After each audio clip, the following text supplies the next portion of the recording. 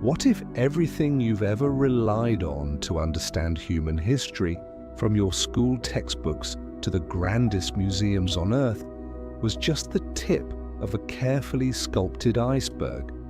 What if what we've been taught is a deliberate simplification, and the more complex, more unbelievable parts were stripped away, mercilessly, thousands of years ago, scattered among the ashes of burned libraries, in the missing manuscripts, and in the sealed-off archives of ancient monasteries?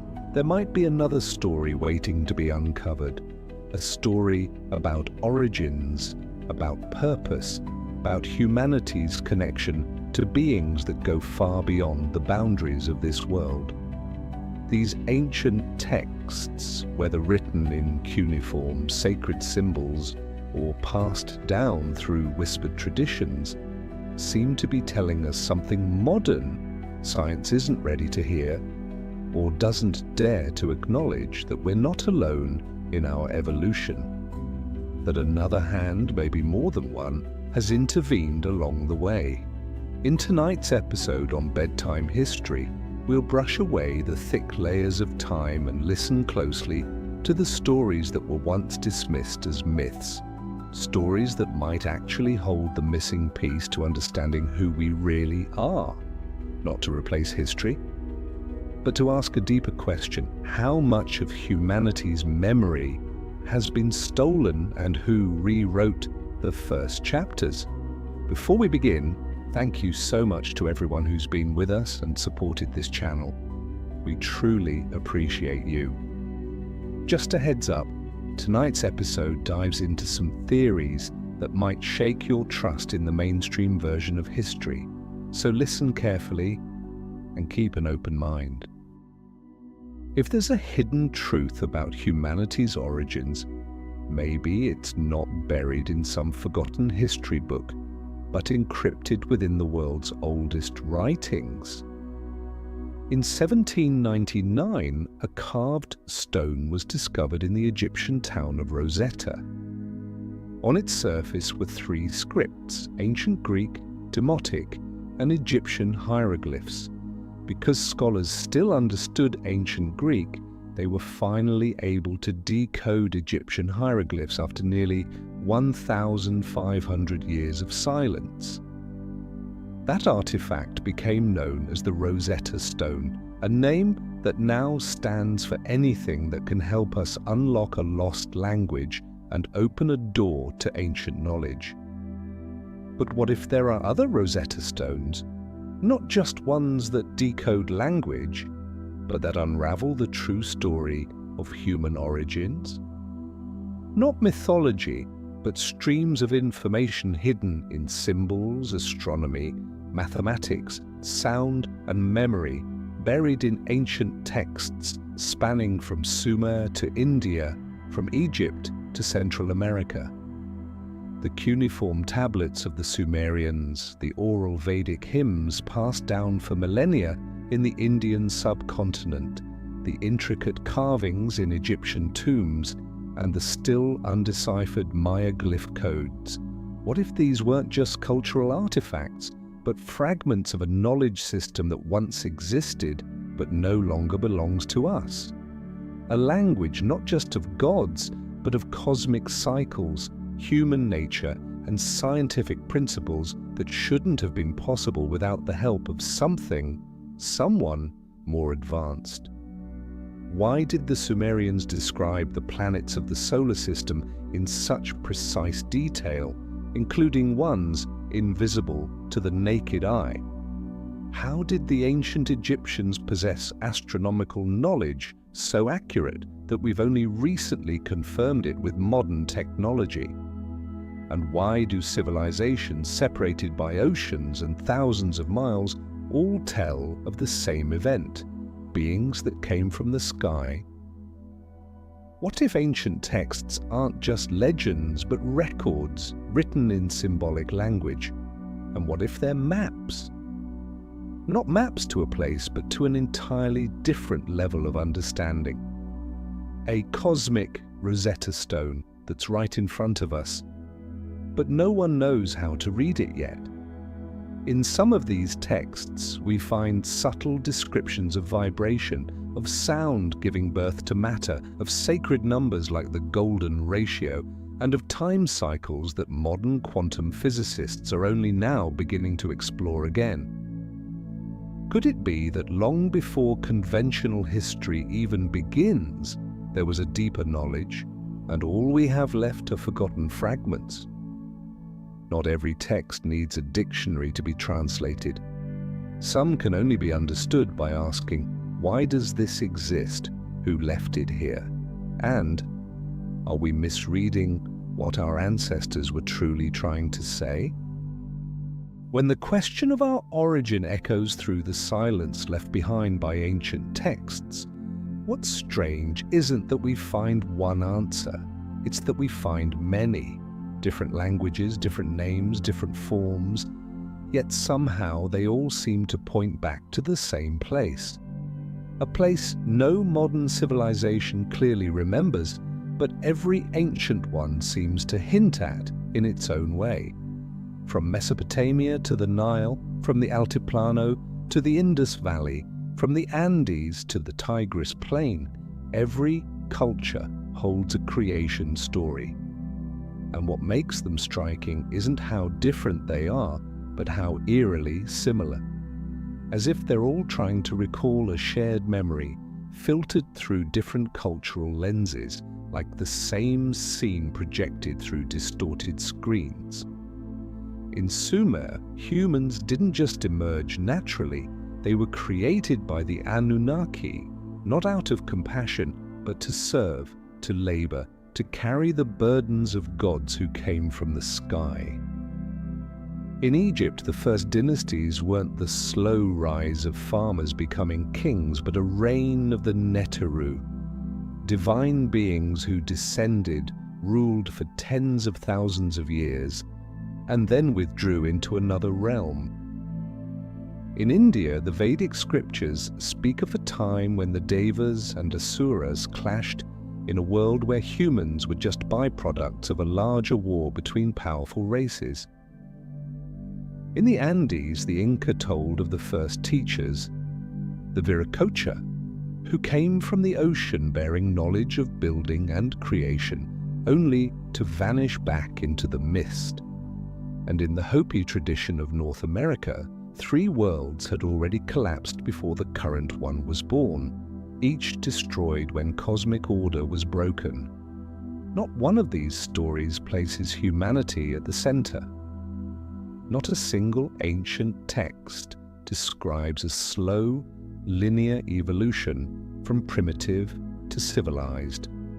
Instead, every story implies that humanity was the result of some kind of intervention, sometimes divine, sometimes accidental, sometimes necessary, but never random. And the most curious part? Each tale includes a rupture, a fracture in time when an old world ended and a new one began. Sometimes by fire, sometimes by water, but always with a moment when order reversed and memory was cut off. If that's just coincidence, it's one too consistent to ignore. And if it's the product of collective imagination, then that imagination seems to share a single obsession, something lost at the very beginning. Maybe that's why ancient texts don't just preserve content, they preserve the shape of memory. They don't tell stories in a straight line the way modern history does. They spiral, they loop, they return to the same point over and over again, as if to say, what we thought was gone is still there. We've just forgotten the words to name it. In these ancient writings, collapse isn't just part of the cycle, it's a mechanism, a deliberate act, like a system rebooting itself, but keeping the original code buried deep in its core. And if that's true, then maybe each ancient civilization wasn't a brand new start, but a recovery effort, a reconstruction by humans or maybe by someone else, trying to rebuild a lost knowledge system. Through architecture, through rituals, through myth, they were unconsciously recreating what had been destroyed in a previous age. That's why we see pyramids across Egypt, Mexico, and China. Different materials, different cultures, same form. We see recurring symbols, eyes, spirals, world trees, winged beings appearing across continents with no known trade routes or contact, as if every civilization was piecing together fragments of a blueprint that had once been whole, as if memory had been erased, but the fingers still traced the outlines. And in those similarities we find the first fracture, the break in the official story, a crack in the linear theory of evolution, a challenge to the ideology that says the past was just a string of mistakes made by the less enlightened. Because when all ancient cultures speak of a higher intelligence, one not of this region, not of this time, not of this biology, then maybe the real question isn't who created humanity, but why were we made to forget? What if the first fracture in history didn't happen in some event, but inside human memory itself? Then maybe what we're looking for isn't a monument, but a seam. A stitch in the timeline where ancient civilizations tried to repair something that had once been erased. And what's strange is that in this attempt to patch the past, most ancient texts don't begin with creation, but with what came after an ending. An ending no one quite remembers, just vague traces, a great flood, a fire from the sky, a trembling of the earth, a vanishing of the gods, followed by the birth of a new kind of human. In India, the Puranas speak of 4 great ages of humanity: Satya Yuga, Treta Yuga, Dvapara Yuga, and Kali Yuga, each one ending in a cataclysm, followed by a reset. In ancient China, the legends of mythical rulers like Fuxi, Shennong, and the Yellow Emperor are all tied to eras that came after massive disasters, when humanity had to be taught again how to track time, plant crops, and worship. In Maya inscriptions, the long count calendar doesn't begin at the creation of the world, but at the moment when cosmic order was re-established. And in the Book of Enoch, the chaos brought by the fallen angels forced God to destroy an entire generation of humans and begin again, choosing a pure seed, a human who carried only a filtered memory. These texts don't tell stories of evolution, they describe a recovery program. Not a grand birth, but a data restore. Their main characters weren't born naturally, they were selected, prepared, guided to re-establish order. Noah wasn't the smartest man. He was the one who was protected. Manu wasn't the strongest. He was the one who survived. Viracocha wasn't just to create a god. He was the one who walked the mountains after the great flood, teaching people how to rebuild. And if such a reset program truly happened, the question isn't just who was behind it, but also what was preserved and what was deliberately erased. Ancient texts rarely give us the full memory. In fact, they often portray the loss of memory as part of the plan.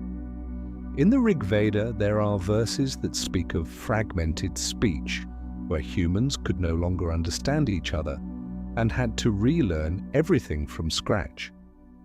In the Bible, after the flood, God makes humanity speak different tongues at the Tower of Babel so they can no longer act as one.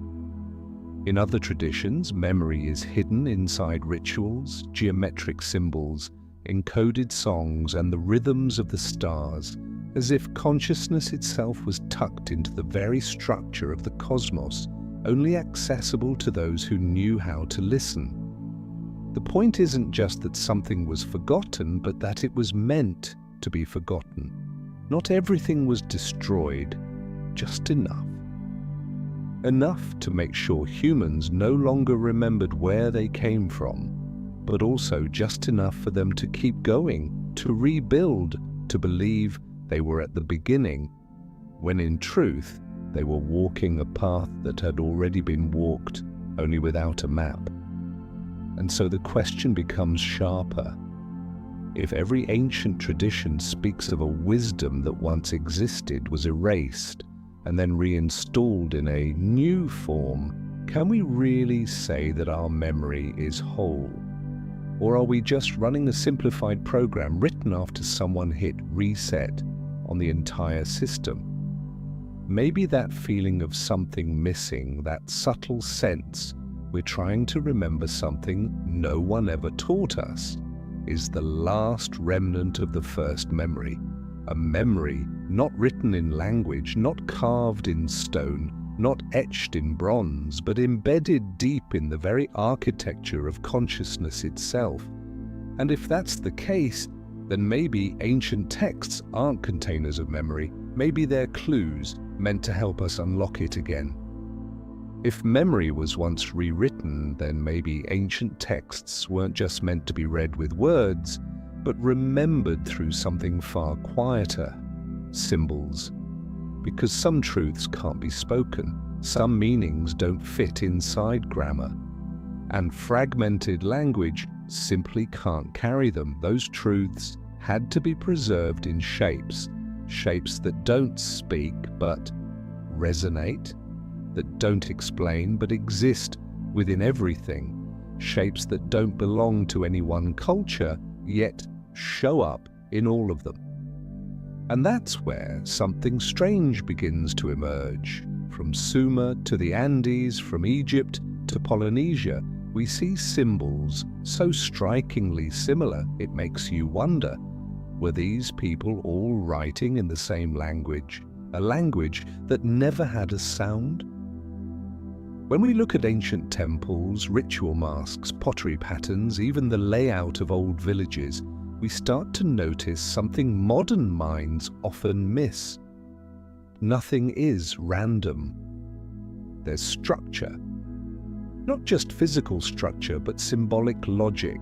Spirals interwoven, an eye framed by wings, a figure standing inside a circle, a tree branching in 4 directions, a serpent coiled around a stone column, paired shapes arranged in perfect symmetry, and what's remarkable is they repeat, not in one place but everywhere. The Sumerians carved twin serpents on the pillar of Ningishzida, a form later transformed into the twin snakes around the medical staff in Western medicine. The Egyptians placed wings around the eye of Horus, a motif still found in sun worship symbols today. The Inca shaped dual serpents forming a cosmic balance, mirroring the Ouroboros of Greece and the twin forces in Hindu astronomy. On the islands of Polynesia, spiral glyphs were etched into stone to mark places where the world of the living touched the world of spirits. In China, the Taiji symbol isn't just philosophy, it's a map of internal motion. No one has proven these civilizations ever met. No one's uncovered trade routes from the Tigris to the Andes. And yet, the symbols travel across space, across time. They don't need translation. No one taught them, yet everyone knew. As if there were a second language, one outside time, where ancient cultures didn't learn from each other, but remembered something they all once knew. Something buried deep in collective memory, now faded, but not gone. Symbolic language doesn't work like modern language. It doesn't explain, it awakens. We don't study symbols the way we study words, we simply recognize them. They don't speak to the brain, but to something deeper, to that space where image meets emotion, where a glance sparks a memory we can't quite name. That's why the ancients never wrote without imagery. Why rituals always had spatial design. why sound always had shape, and why memory can't be unlocked without the proper form. Maybe ancient texts weren't meant to be read line by line, but placed in the right space, in the right light, at the right intersection of time and cycle. Like Tibetan mandalas, which aren't just art, they're cosmic maps, only understood when viewed from the center. Like certain petroglyphs that only reveal themselves when the sun hits at just the right angle, on just the right day. Like pyramids, which weren't built to be homes, but to resonate with something that doesn't make sound. If that's the case, then symbols aren't just tools, they're mechanisms. Mechanisms meant to awaken something that was programmed to sleep. And this language without words might be the key to the deepest memory, the one every ancient civilization tried to protect, but none were allowed to preserve fully. A record in visual form, beyond writing, beyond speech, beyond religion. And maybe when ancient cultures all began writing in a wordless language, it wasn't just a cultural coincidence. It was a desperate, final attempt not to be forgotten. If there once was a symbolic language that connected civilizations, the strangest thing isn't that it disappeared, but that it may have survived, and no one understands it anymore. A manuscript that was never lost, never burned, never banned. It's still here, intact, waiting to be read. And in that chilling stillness, it whispers across centuries, not that the book is dead, but that the reader has forgotten how to live with it. That's the feeling the Voynich manuscript gives, a book no one can translate, no one can imitate, and no one dares to ignore. Among the millions of ancient texts ever discovered, the Voynich manuscript isn't the largest or the oldest, but it's the only one that refuses to reveal itself. Handwritten on vellum, decorated with intricate illustrations that belong to no known taxonomy, plants that don't exist in nature, human bodies distorted into non-anatomical systems, geometric maps that lead nowhere. And most eerie of all, a line of text, real writing created by human hands, with patterns, grammar, and lexical cycles. But it's not in any known language, a coded linguistic system so airtight, even modern code breakers, from World War II cryptologists to digital age AIs, have failed to crack it. And in that very impossibility, the Voynich manuscript becomes a symbol of something more, a layer of knowledge, sealed shut. Not knowledge that was never known, but knowledge once possessed, now disconnected from our consciousness. What makes Voynich so unsettling isn't what it says, it's the feeling that it does say something, something complete, something coherent. But it refuses entry, as if it only opens itself to a certain state of mind, a way of thinking that vanished with the ones who wrote it. People have tried everything: mathematical decoding, dead language comparisons, frequency analysis, even machine learning models to assign meaning. But every path leads to the same strange circle, a script with rules but no meaning, with structure but no context, readable but not understandable, as if the entire book wasn't written to explain anything, but to hide something, a knowledge seal built using the very form of knowledge itself. Yet the illustrations in Voynich aren't abstract art. They show biological order, energy flows, liquid cycles, light movement, stages of bodily transformation, not like anatomy, but like an internal map of the self. Some scholars say it's a medical text, others call it a magical one, but both feel insufficient. Because if it were just practical knowledge, why hide it? in an unreadable language? And if it were just a game, why does it feel like ritual? It may be the Voynich manuscript wasn't made to be read with the eyes, but with a different state of consciousness, a kind of subconscious language where the reader isn't meant to understand each word, but to tune into a certain frequency that unlocks reception, like ancient rituals that weren't meant to explain, but to open gateways.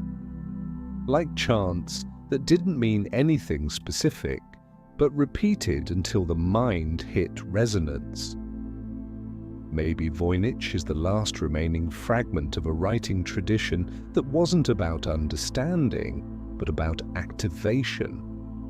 In a world where everything is reduced to data, where everything is meant to be decoded, stored, and explained, this one book refuses. It can't be digitized, it can't be analyzed, it won't conform. And in that refusal, it reminds us there once was knowledge that existed outside the modern mind, not held in books, but recorded in states of being, in rituals, in symbols that resist translation. And when that form of knowledge was severed, manuscripts like Voynich didn't disappear. They stayed quietly, like a dormant sense that's gone numb but hasn't died. Maybe that's why modern readers look at Voynich and feel something missing. Not because they don't understand it, but because, deep down, they once did. Like seeing a stranger's face and feeling you've met them before. Like a word on the tip of your tongue you just can't quite say. Like a question that doesn't need an answer, but just needs to be remembered. If the Voynich manuscript is a visual text that can't be spoken, then there are other kinds of texts that don't need letters, don't need paper, don't even need symbols, and yet they still exist, still transmitting something that can't be named. These texts live in stone. They aren't arranged by grammar, but by space. They're not read with the eyes, but felt through the body, through vibration, through a deeper perception where logic stops defining. This is where a text stops being a text and becomes a frequency given form. And among the countless ancient structures we've long mistaken for temples, altars, or primitive observatories, we may have missed the most important thing, that they're speaking, just not in words, but in sound. Stonehenge, Nabta Playa, Göbekli Tepe, Chavin de Huantar, Newgrange. All of these sites share one strange trait. They don't just point toward the stars, they respond to sound.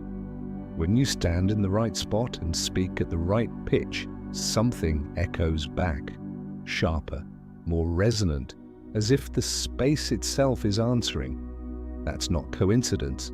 That's structure, precision built down to the centimeter, not for show, but to create a frequency zone where the human body becomes part of a much larger resonant system. At Chavin de Huantar in Peru, the ancient tunnels were designed to amplify the sound of conch shells, but the sound wasn't meant to project outward, it was aimed inward. It vibrated through the chest, altered heartbeat rhythms, even triggered visions. There were no words, no messages, but the body remembered the experience like a biological form of writing. At Newgrange in Ireland during the winter solstice, a shaft of sunlight enters a tunnel precisely aligned to carry light deep, 20 meters into the earth. But it's not just about illumination, it's about the moment where light, space and sound intersect, because in that exact window, spoken words echo back in frequencies that sound otherworldly. These structures don't tell stories with pictures, they don't explain with sentences. They're energy fields, built to transmit information through resonance, like giant stone instruments, not made to be looked at, but to activate something in whoever steps inside. Maybe they weren't designed to store content, but to awaken memory in the human body. A kind of memory that doesn't need language. This idea isn't foreign when we look at indigenous traditions, where songs weren't just for singing, but for navigating through forests, where drum beats weren't entertainment, but portals between worlds, where sound wasn't meant to be heard, but to stir something deeper. From ancient Hindu mantras to Tibetan Buddhist chants to Australian Aboriginal songlines, one principle keeps surfacing, that frequency can carry meaning beyond words. And if ancient stone structures weren't meant to be read with eyes, but remembered through ears and skin, then maybe they are libraries. Libraries we no longer know how to access, no passwords, just stand in the right place, speak the right tone, be still, and let the body remember. Maybe that's why ancient civilizations built their sacred sites on the edges of things, where magnetic lines cross, where rivers meet mountains, where sun and moon touched the earth together, not to worship gods, but to activate resonance, a resonance between the human body, the stone, and the rhythm of the cosmos. In that moment, language is no longer needed, because presence itself becomes a sentence that doesn't need to be read or understood, only felt. A sentence that reminds you you are inside a much bigger story. And maybe that's why no modern document can replace the feeling of standing inside a silent stone circle, because there you're not just the reader, you are part of the sentence, written in waves. And in that vibration, memory doesn't return through learning, it returns through alignment. In the ancient world, a single word could be a whole story, a shape could be a spell, and a symbol, small, quiet, seemingly simple, could carry within it an entire universe in miniature. When language became frequency, when sound was carved into stone, symbols became the final bridge between memory and the present. No longer texts to read, but reference points to recognize. And the most astonishing part is this. Many of the symbols we thought had died with ancient cultures are still alive, quietly, powerfully, embedded in the very signs and images we see every day. We just no longer realize what we're looking at. We see a circle with a dot in the center and call it an astronomy symbol, or the emblem of Ra, or just a modern logo, never knowing it once meant the sun as divine consciousness. We see wings flanking a central orb and think it's decoration, unaware the Egyptians used it to represent life force energy rising through the spine, what later traditions would call Kundalini. We wear crosses without remembering they existed in many civilizations long before Christianity, etched into Sumerian reliefs, carved into Hindu temples. The swastika, distorted by the 20th century, was once a sacred image of cyclical movement, of cosmic flow, of the revolving heavens in Jain and Buddhist traditions. The all-seeing eye inside a triangle makes us think of conspiracy theories today, yet it was once the Eye of Horus, an ancient Egyptian symbol of protection, higher awareness, and seeing truth beyond fragmentation. And that serpent wrapped around a staff, the emblem of modern medicine, wasn't just about health. It symbolized the dual energies of life in balance, drawn from the Vedas, Greek philosophy, and the ancient Near East. None of these symbols are new, and no one truly knows where they came from, but they're still here, patient, silent, waiting, as if biding time until they can be seen again. A symbol doesn't need translation like a word. It operates through perception, like when you see a circle and feel wholeness, a spiral and feel movement, symmetry and feel balance. That's how symbols work, not through logic, but through the inner structure of experience. And perhaps that's why they were seen as dangerous in so many eras, because when a symbol is understood correctly, it doesn't just suggest an idea, it activates something inside the one who sees it. Maybe ancient religion wasn't built on belief at all, but on symbol. Every emblem a doorway. Every ritual a way to place that symbol into living space. The entire architecture, from temple gates to windows, from corridors to spires, wasn't guiding physical movement, it was guiding meaning, channeling symbols through light, shadow, wind, and voice. And when symbols lose meaning, the world loses orientation. We see everything but no longer know what we're seeing. Maybe that's why ancient texts invested so deeply in symbolism rather than explanation. Because they understood words would die, interpretations would shift, but form would endure. And form belongs to no era. Maybe beneath every modern city, beneath the concrete and signs, the old symbols are still there, still functioning. Spiral-shaped roads, churches aligned to stars, coins stamped with gods whose names have simply been changed. And maybe modern people, though we no longer read these signs, are still influenced by them. We walk through them every day.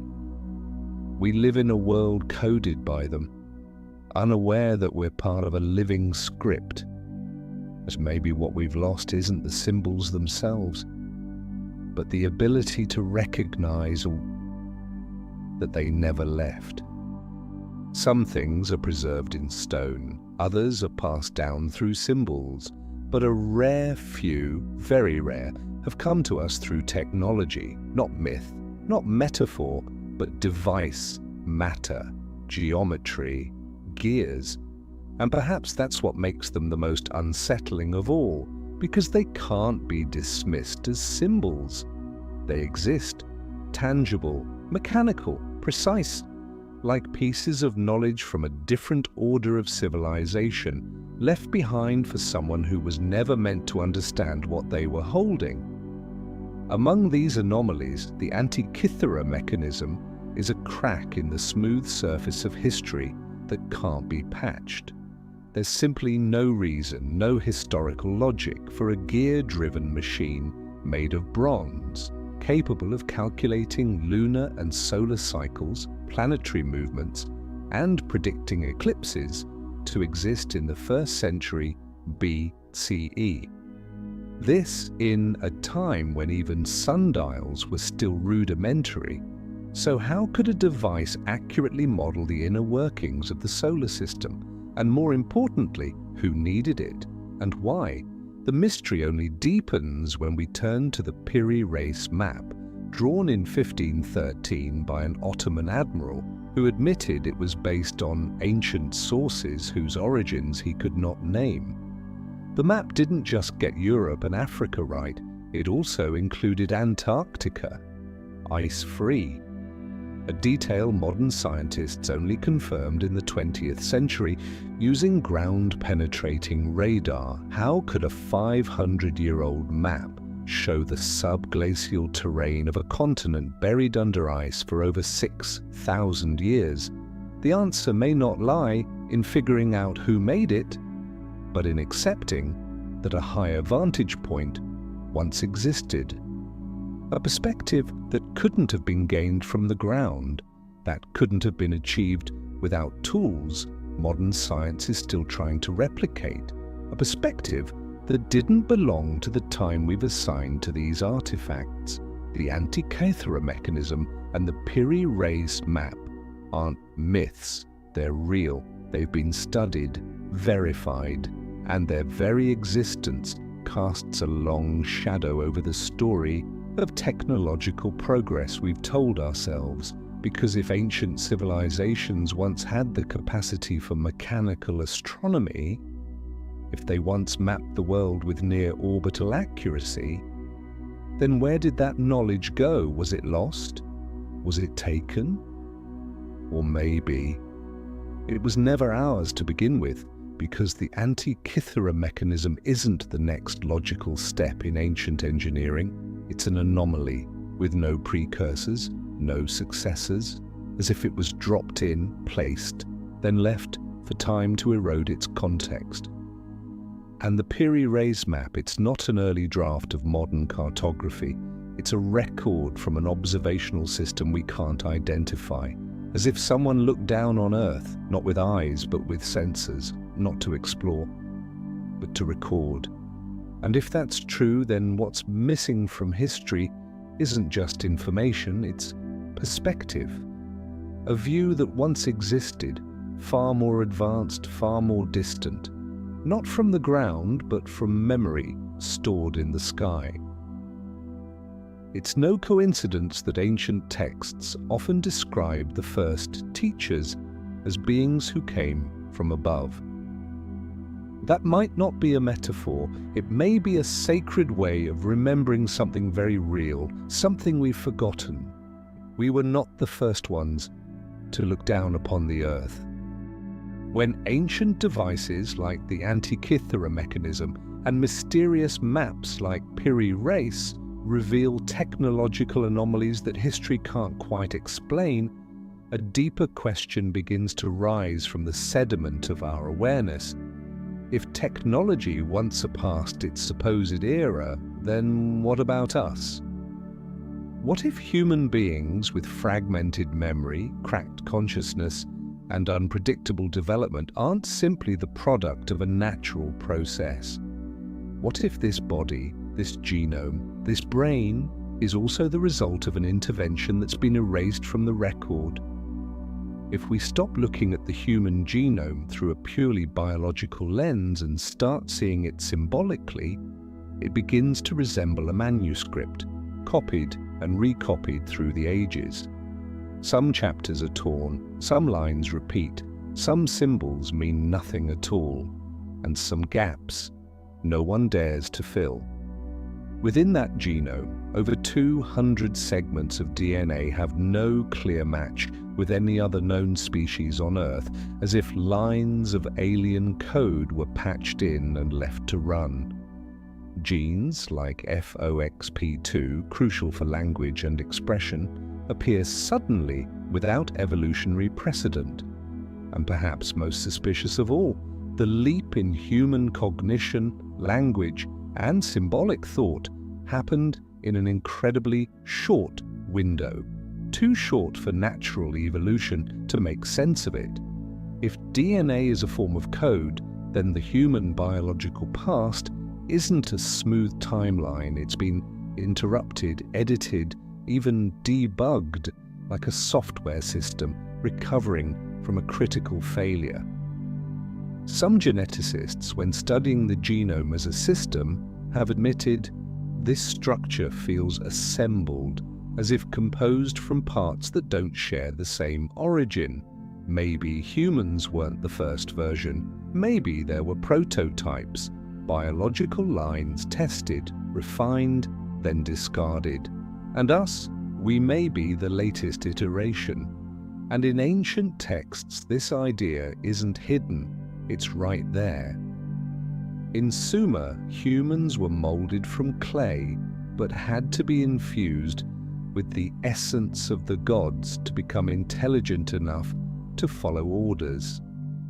In the Vedic scriptures, the Devas and Asuras shaped physical matter using light and vibration, creating beings able to hold spirit but without memory.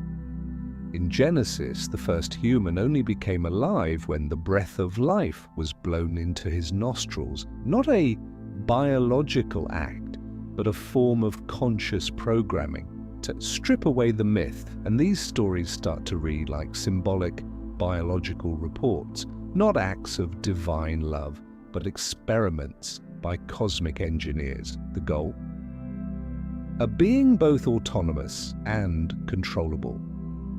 A creature capable of memory, but with limited access, capable of awareness, but only within preset boundaries. A form with the potential for godhood, but installed with a forgetting mechanism so powerful it never realizes what it carries inside. And if that's true, then humanity's memory wasn't just stolen from the outside, it was locked from within, which means every ancient text, every ritual, every sacred geometry, every chant, every symbol might be a key scattered across the world, waiting, like fragments of lost code, ready to align and unlock a gate that's been closed since before we understood what we are. Maybe true evolution doesn't come from racing toward the future. Maybe it comes from going back, reassembling the code fragments hidden in our DNA, the compressed symbols buried deep in the subconscious. And if that day comes, the day we reach the first line of our own genetic script, then the question, where did we come from, won't be a question anymore.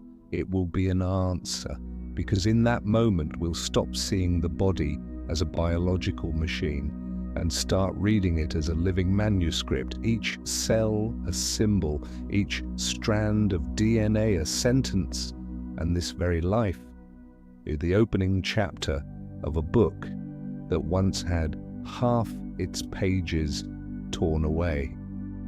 If the human genome is an unfinished manuscript, then ancient civilizations weren't just the first readers. They may have witnessed the moment it was first written. And among all the cultures that left behind written records, not just myth, but systematic documentation, no place stands out more than the land between two rivers, Sumer. There, in thousands of clay tablets inscribed with cuneiform, lies a body of texts that blend mythology and machinery, religion and biology. A place where the creation of humanity isn't described as a miracle, but as a technical operation carried out by named beings with roles, facilities, and objectives. At the center of it all is one name, Enki.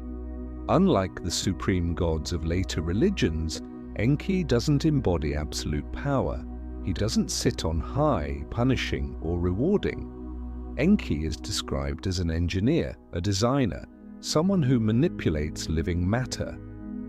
Not to create life from nothing, but to modify what already exists. In the Atrahasis and other tablets, Enki is the one who responds to the rebellion of the lower tier Anunnaki, overworked and demanding relief. The solution doesn't come through punishment or divine wrath. It comes from a decision to build something new, the human being. And the texts lay out that process in striking detail, so precise it leaves modern readers unsettled. There's no magic, no divine spark, just experimentation. Clay mixed with the essence of the gods. 14 goddesses assigned to carry the test subjects, prototypes that failed. Some couldn't speak, some couldn't survive, some couldn't reproduce. Failure after failure. Until finally a functioning being was born, not because it was destined, but because the sequence of errors was corrected. Adamu, the first human. Here, humanity isn't a grand act of divine creation. It's the first successful result of a biological trial. Even more intriguing, the text emphasizes how Enki modified Adamu to restrict his reproductive and cognitive abilities, a built-in form of control. Only when Enki improved the next version did human multiplication begin.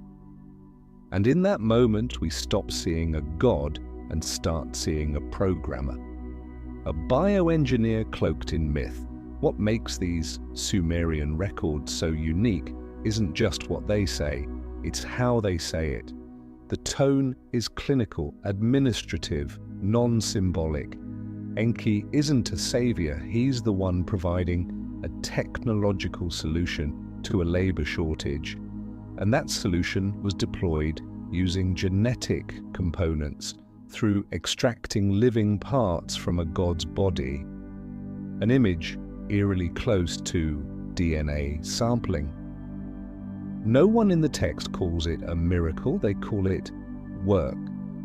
And that forces us to reconsider everything we think we know about mythology. What if it isn't sacred legend at all, but technological memory told in the only language ancient humanity still understood?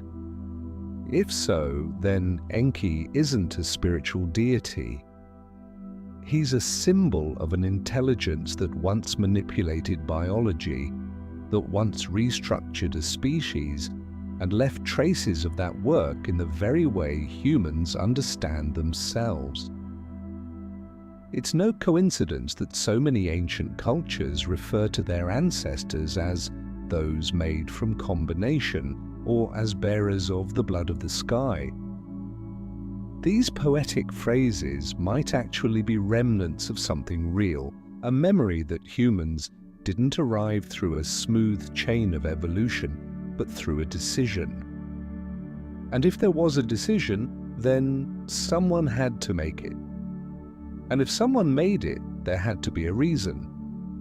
And if that reason no longer exists in the written texts, maybe it still exists inside us, in unread portions of our genome, in limits no one can explain, and in the quiet, lingering sense that we were something else before we became human.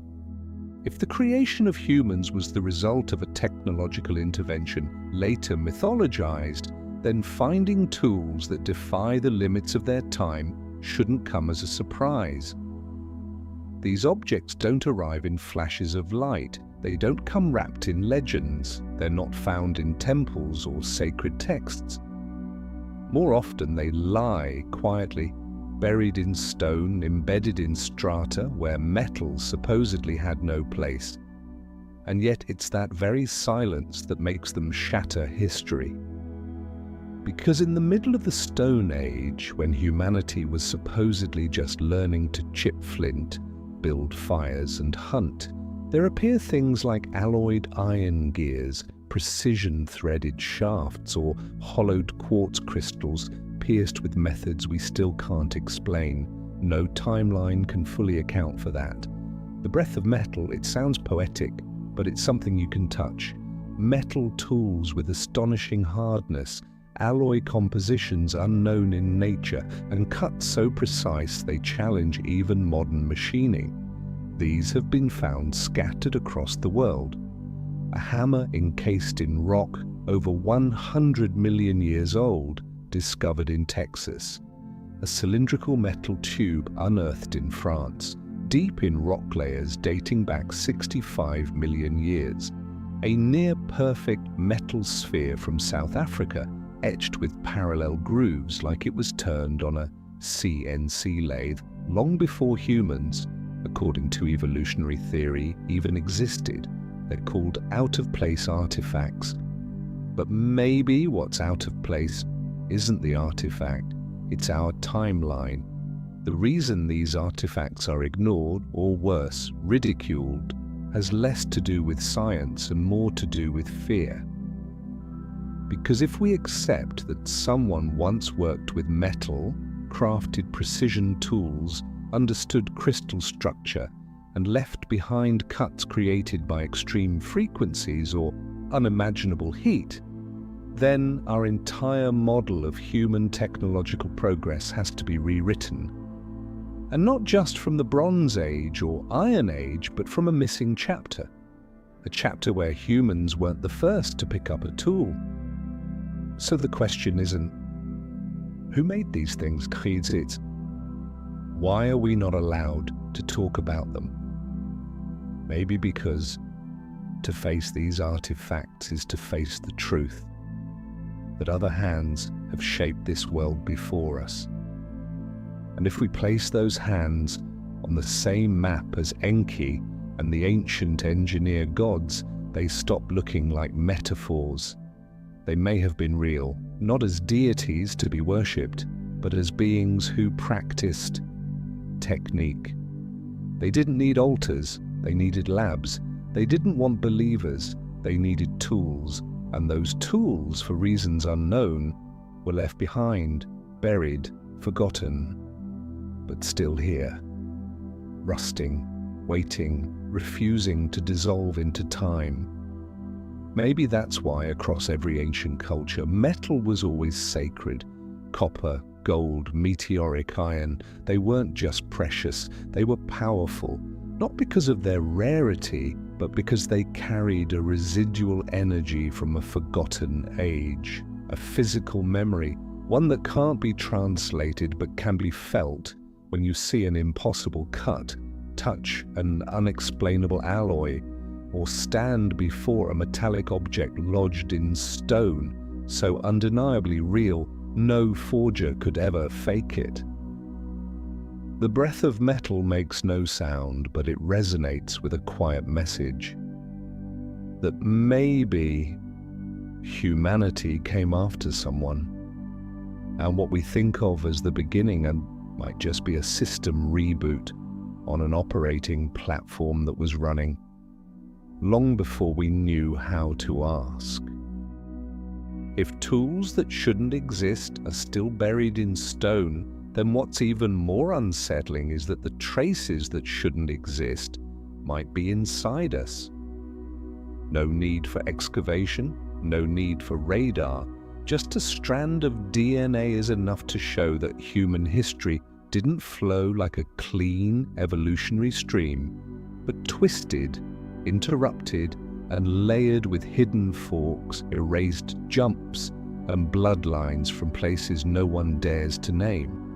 And sometimes, within the spirals of our genetic code, we don't find mutations, we find memories, biological echoes of a lineage that may not have been entirely human. For years, Neanderthals and Denisovans were dismissed as evolutionary footnotes, dead-end species, outliers in the story of Homo sapiens.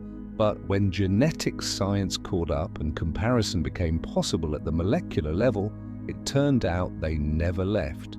Not completely, they're still here. Not as species, but as fingerprints in our blood. Europeans carry between 2 to 4% Neanderthal DNA. Melanesians carry up to 5% Denisovan genes. And these fragments aren't meaningless. Some impact the immune system, some affect the nervous system, and some still can't be explained at all. What does that mean? That humanity isn't a pure species. We are a hybrid structure, a genetic collage woven from multiple layers, directions, and intelligent life forms. And while modern science has only begun to trace the ancestral lines we've dug up from the earth, ancient texts have long spoken of others, beings never named in our modern language. Giants. Children of the gods. Those who came from the sky.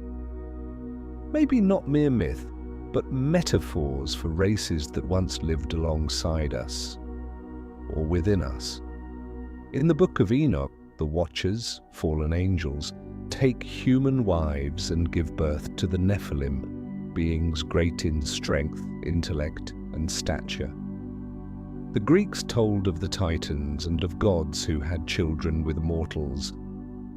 In India, the Mahabharata describes half-divine, half-human races living among ancient citadels.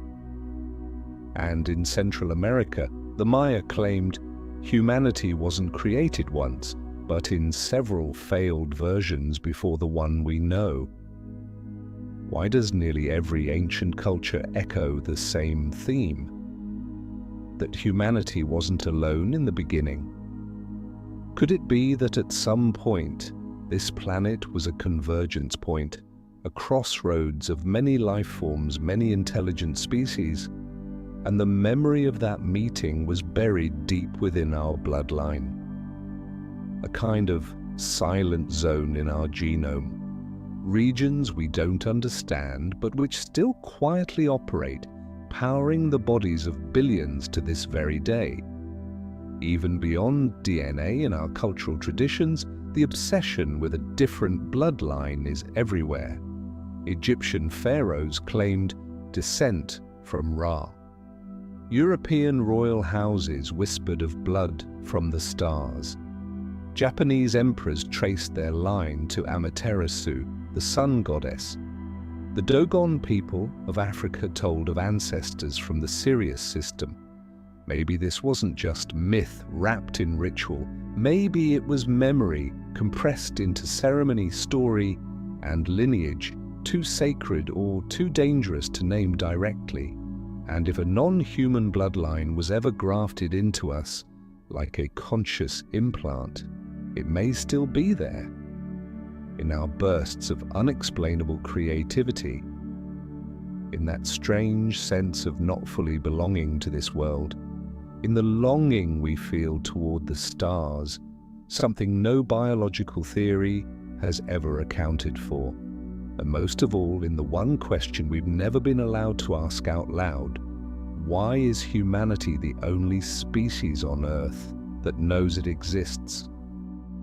If strange strands of DNA lead back to a veiled origin, then there's one ancient body of text that never shied away from naming it directly. No metaphors, no softening through symbols.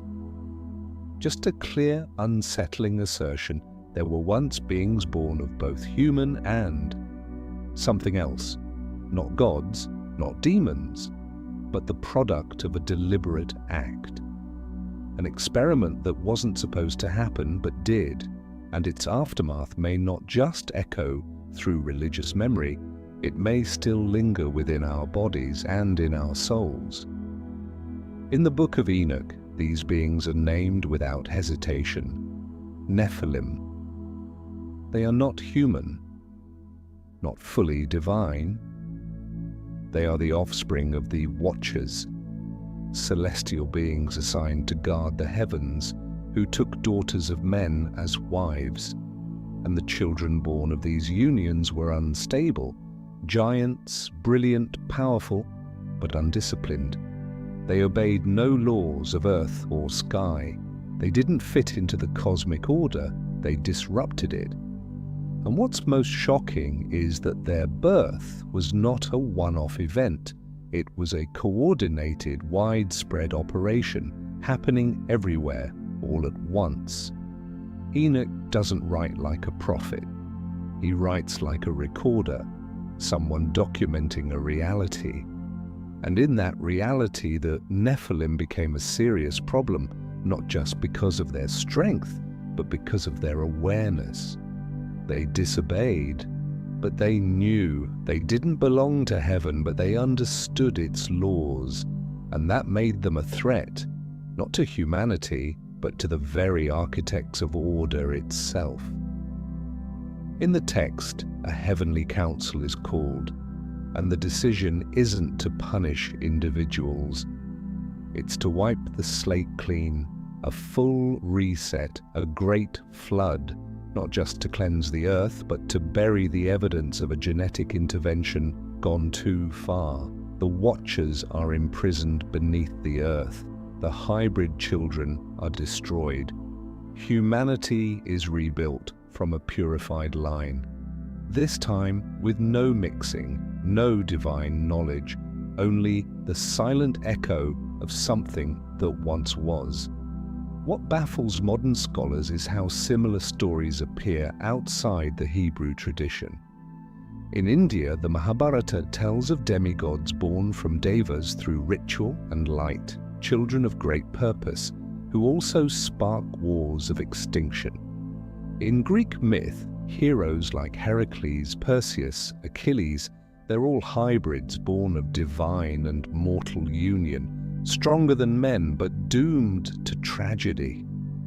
In South America, Incan legends speak of giants from the sky who took native daughters as wives and bore children that could not truly belong to either world. Perhaps these aren't just myths, Perhaps they're humanity's way of preserving the memory of a forbidden merging, a biological experiment abandoned or judged too dangerous to continue.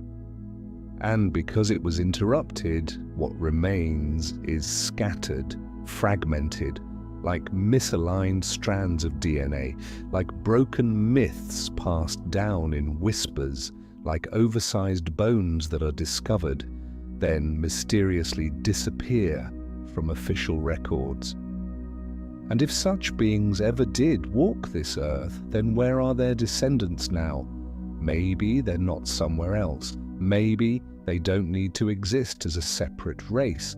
Maybe all it takes is a trace, one drop of blood, one sliver of memory, one strand of hybrid DNA embedded within the human genome, just enough to affect how someone feels, how they remember things no one ever taught them, just enough to create people who feel like they don't quite belong, people who carry a memory with no source, people who don't fit in, but see the world others can't bear to look at. And if there really was such a union between sky and earth, between biology and awareness, then it may be the missing piece in our origin story, a piece that was erased from textbooks, replaced with metaphors, buried beneath historical sediment. But memory, once etched into blood, doesn't disappear. It lingers, it returns, like a quiet itch in the back of the mind, like a distant echo, like a question no one dares answer. Are we entirely us? Or are we the remnant of something that was never meant to survive? If the existence of the Nephilim was the consequence of a hybridization beyond what was ever meant to be allowed, then the cost wasn't just the destruction of those unstable offspring, it was the erasure of the entire framework that enabled them. Not the fall of a single species, but the collapse of an entire cycle of consciousness. And the way that destruction was recorded wasn't through images of war or downfall, but through one of the most primal symbols of all, water. Not a natural disaster, but an act, a planetary scale formatting event. In the Book of Enoch, the Great Flood doesn't come as blind divine rage, but as a strategic decision to wipe the earth clean, imprison the fallen, and return humanity to a controlled beginning. The same theme appears in the Bible, with Noah, not chosen for greatness, but for compatibility. Pure-blooded, obedient, and quiet enough not to ask why.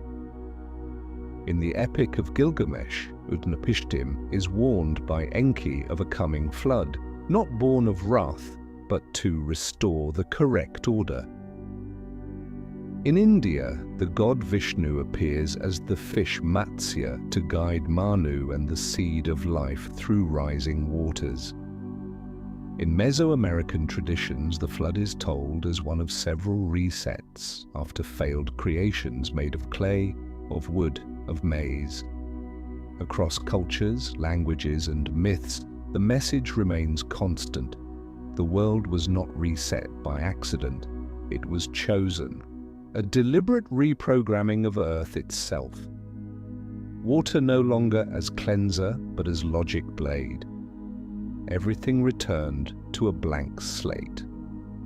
And from there, a new humanity was rebuilt, with less memory, less ability, and above all, less access to the levels of consciousness that had been disconnected. It's no coincidence that in many ancient cultures, the memory of the flood isn't told with rage, but with something stranger, a quiet sense that humans themselves knew they had gone too far.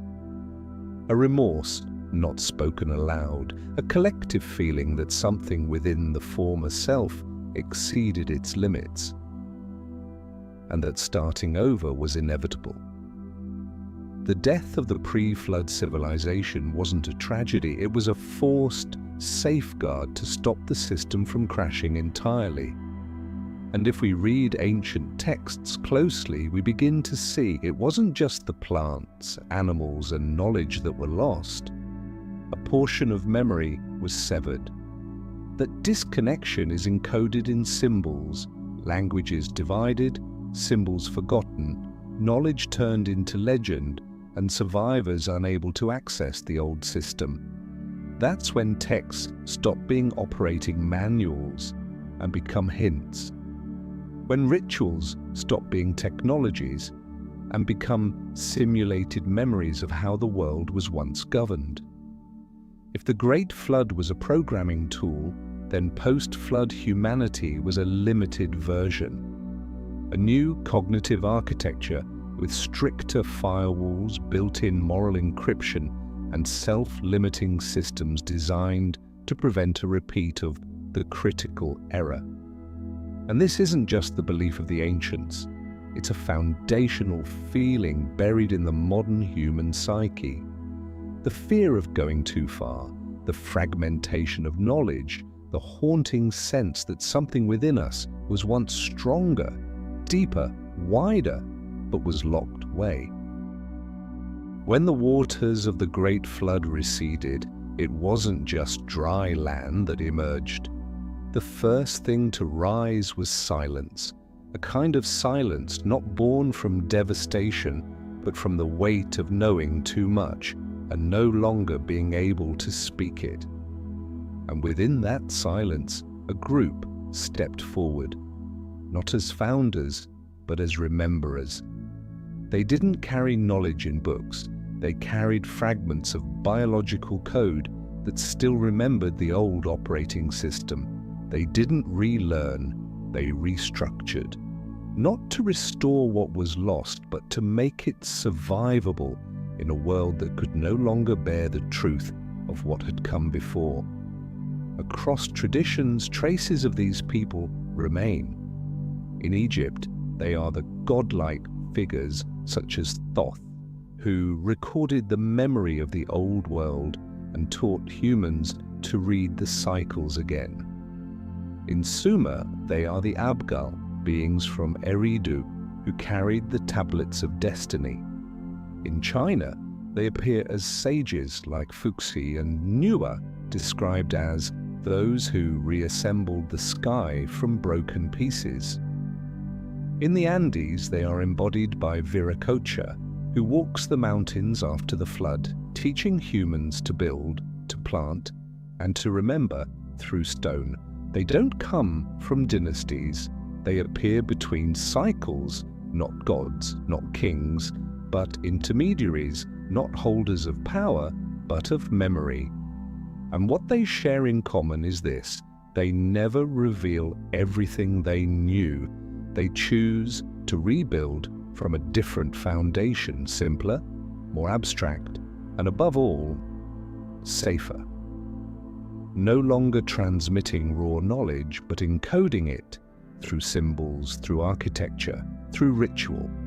Knowledge wasn't passed by speech anymore, but by pattern, in the shapes of temples, in the rhythm of time, in the placement of stars. Because they understood the post-flood world could no longer withstand naked truth. The survivors couldn't run the old program.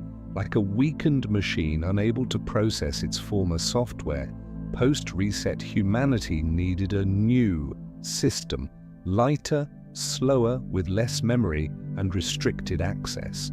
So instead of telling what once happened, they built symbolic models.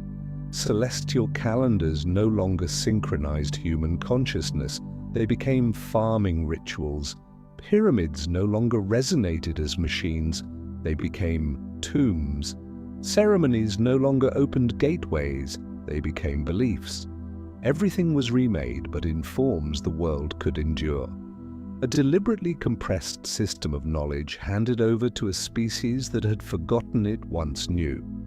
And from this, a paradox was born. Humanity now lives surrounded by symbols, without realizing those symbols are remnants of a forgotten system. We repeat the image of the tree of life, not knowing it was once a diagram of biological energy. We build cities aligned with stars, but no longer understand what alignment means.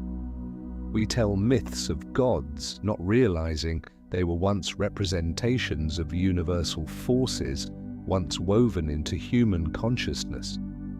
Those who held the memory, maybe they disappeared, or maybe they dissolved into the bloodlines, scattered among the unremarkable, still carrying the code.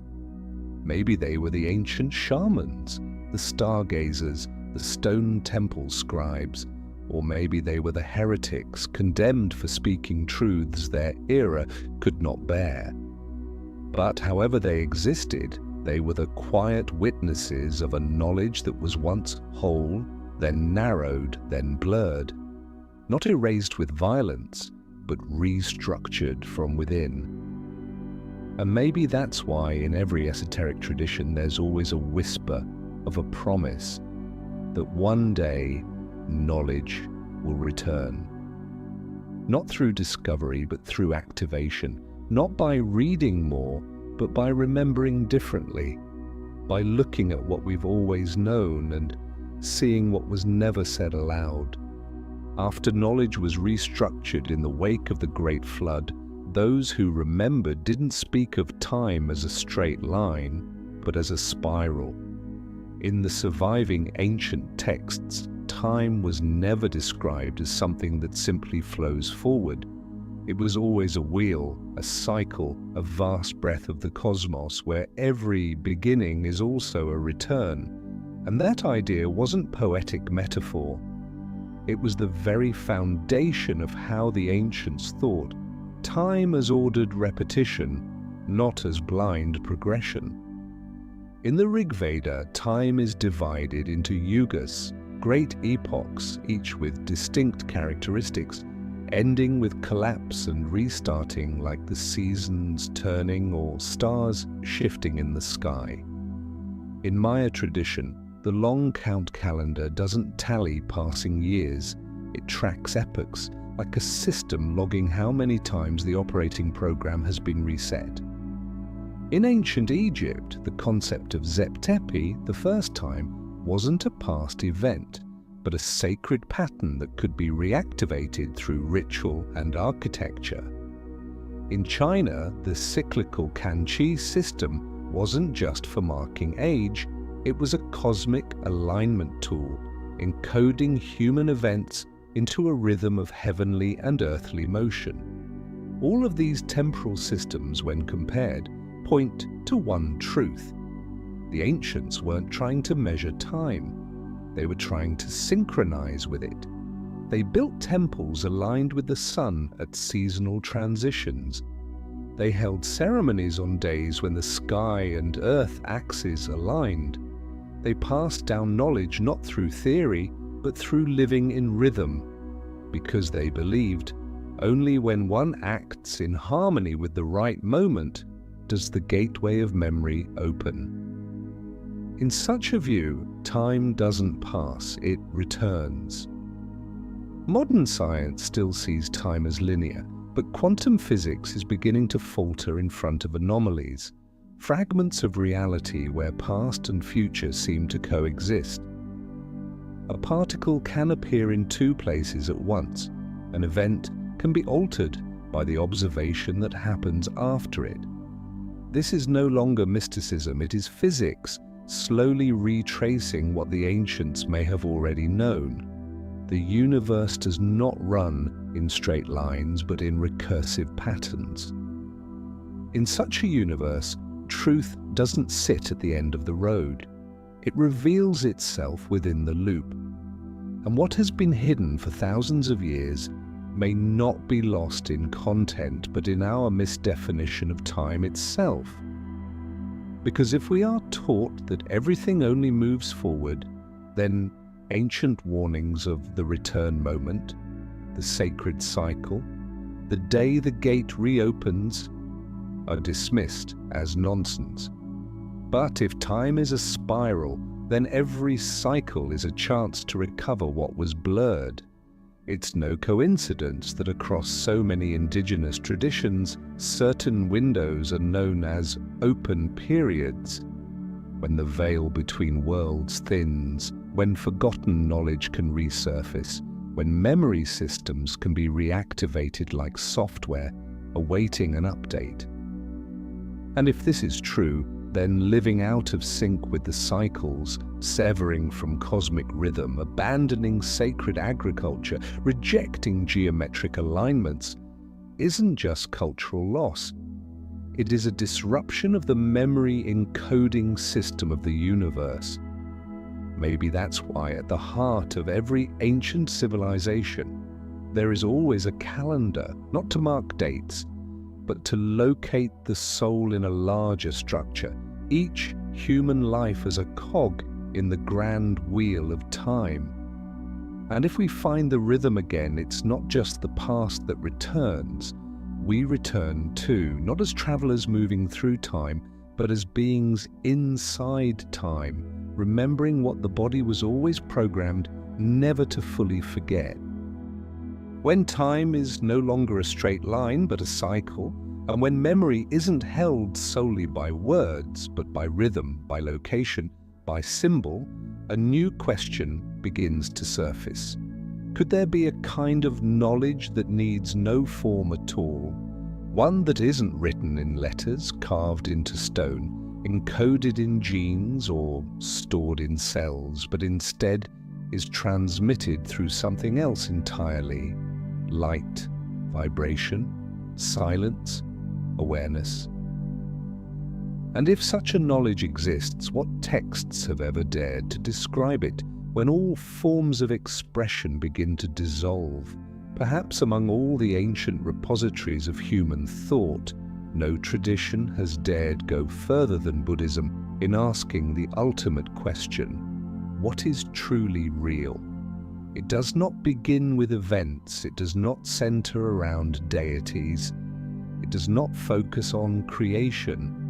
Buddhism turns away from the world of form and asks, what is it that knows? And that question, posed not to be answered but to be lived, becomes the threshold into a different kind of text, a kind of scripture not meant to be read, but to be synchronized with.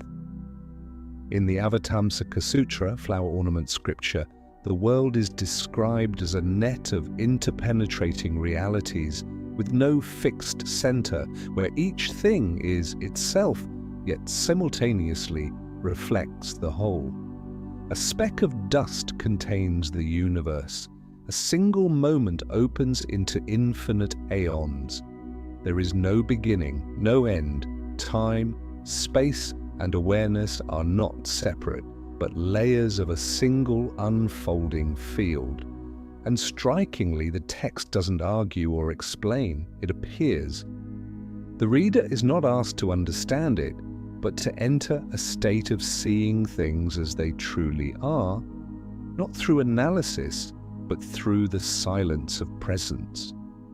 Other texts, like the Prajnaparamita Sutras, the Lankavatara Sutra, or the Perfect Enlightenment Sutra, do not aim to give knowledge. They aim to dismantle the frameworks of perception. They offer no new beliefs, but unravel the illusions built around the old ones, peeling away layer after layer of conceptual language, returning to the ground state, a mind unstirred. In that state, what remains is not doctrine, but the light of direct knowing, a kind of language without sound, without messenger, without grammar, but capable of transmitting the full depth of the cosmos if the receiver is still enough to let it pass through unaltered. This isn't philosophy, it's a form of technical instruction for a mode of knowing that doesn't belong to the brain, a transmission not of vocabulary, but of frequencies of awareness, like the ring of a bell at the right moment, calling someone back into the present, like a single gaze filled with compassion, dissolving a lifetime of resentment. Like the ancient practitioners in mountain caves who didn't learn anything new but saw everything because they no longer needed to name the world. In Vajrayana and Tantric Buddhism, transmission often doesn't come through teachings, but through mudra, a look, a gesture, a subtle surge of energy capable of burning through the veil between transmitter and receiver. In those moments, words are unnecessary. Knowledge doesn't need to travel, it resonates, instantly aligning with the deepest layers of the recipient, like two waves touching at just the right frequency. It's not something you can explain, but it can flip the structure of a person's being entirely. If today's world is locked in the confines of limited language, then these metaphysical texts don't attempt to break the limits through content. They do the opposite. They reawaken a form of transmission that needs no content, a form our distant ancestors may have once lived with naturally, a form those keepers of memory after the flood might have fully understood, choosing to encode knowledge into symbols, spirals, and rituals. Not because they didn't know how to write, but because they knew writing wasn't enough.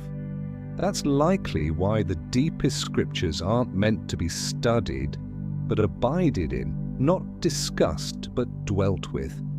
And maybe the ancient practitioners, those who sat in silence, faced cliff walls, closed their eyes, and yet saw, spoke no words, and yet caused others to awaken, they are the final living texts of a time when knowledge needed no books. A time when light was not just a physical phenomenon, but a language spoken between layers of existence that have never been given names. Perhaps those living texts, the silent practitioners who serve as lanterns in the dark, are only fragments of something far greater.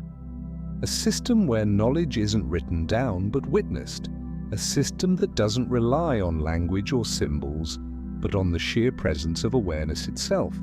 Because when knowledge stops being information to be passed down and becomes synchronization between layers of consciousness, the question shifts from who said what to who saw it.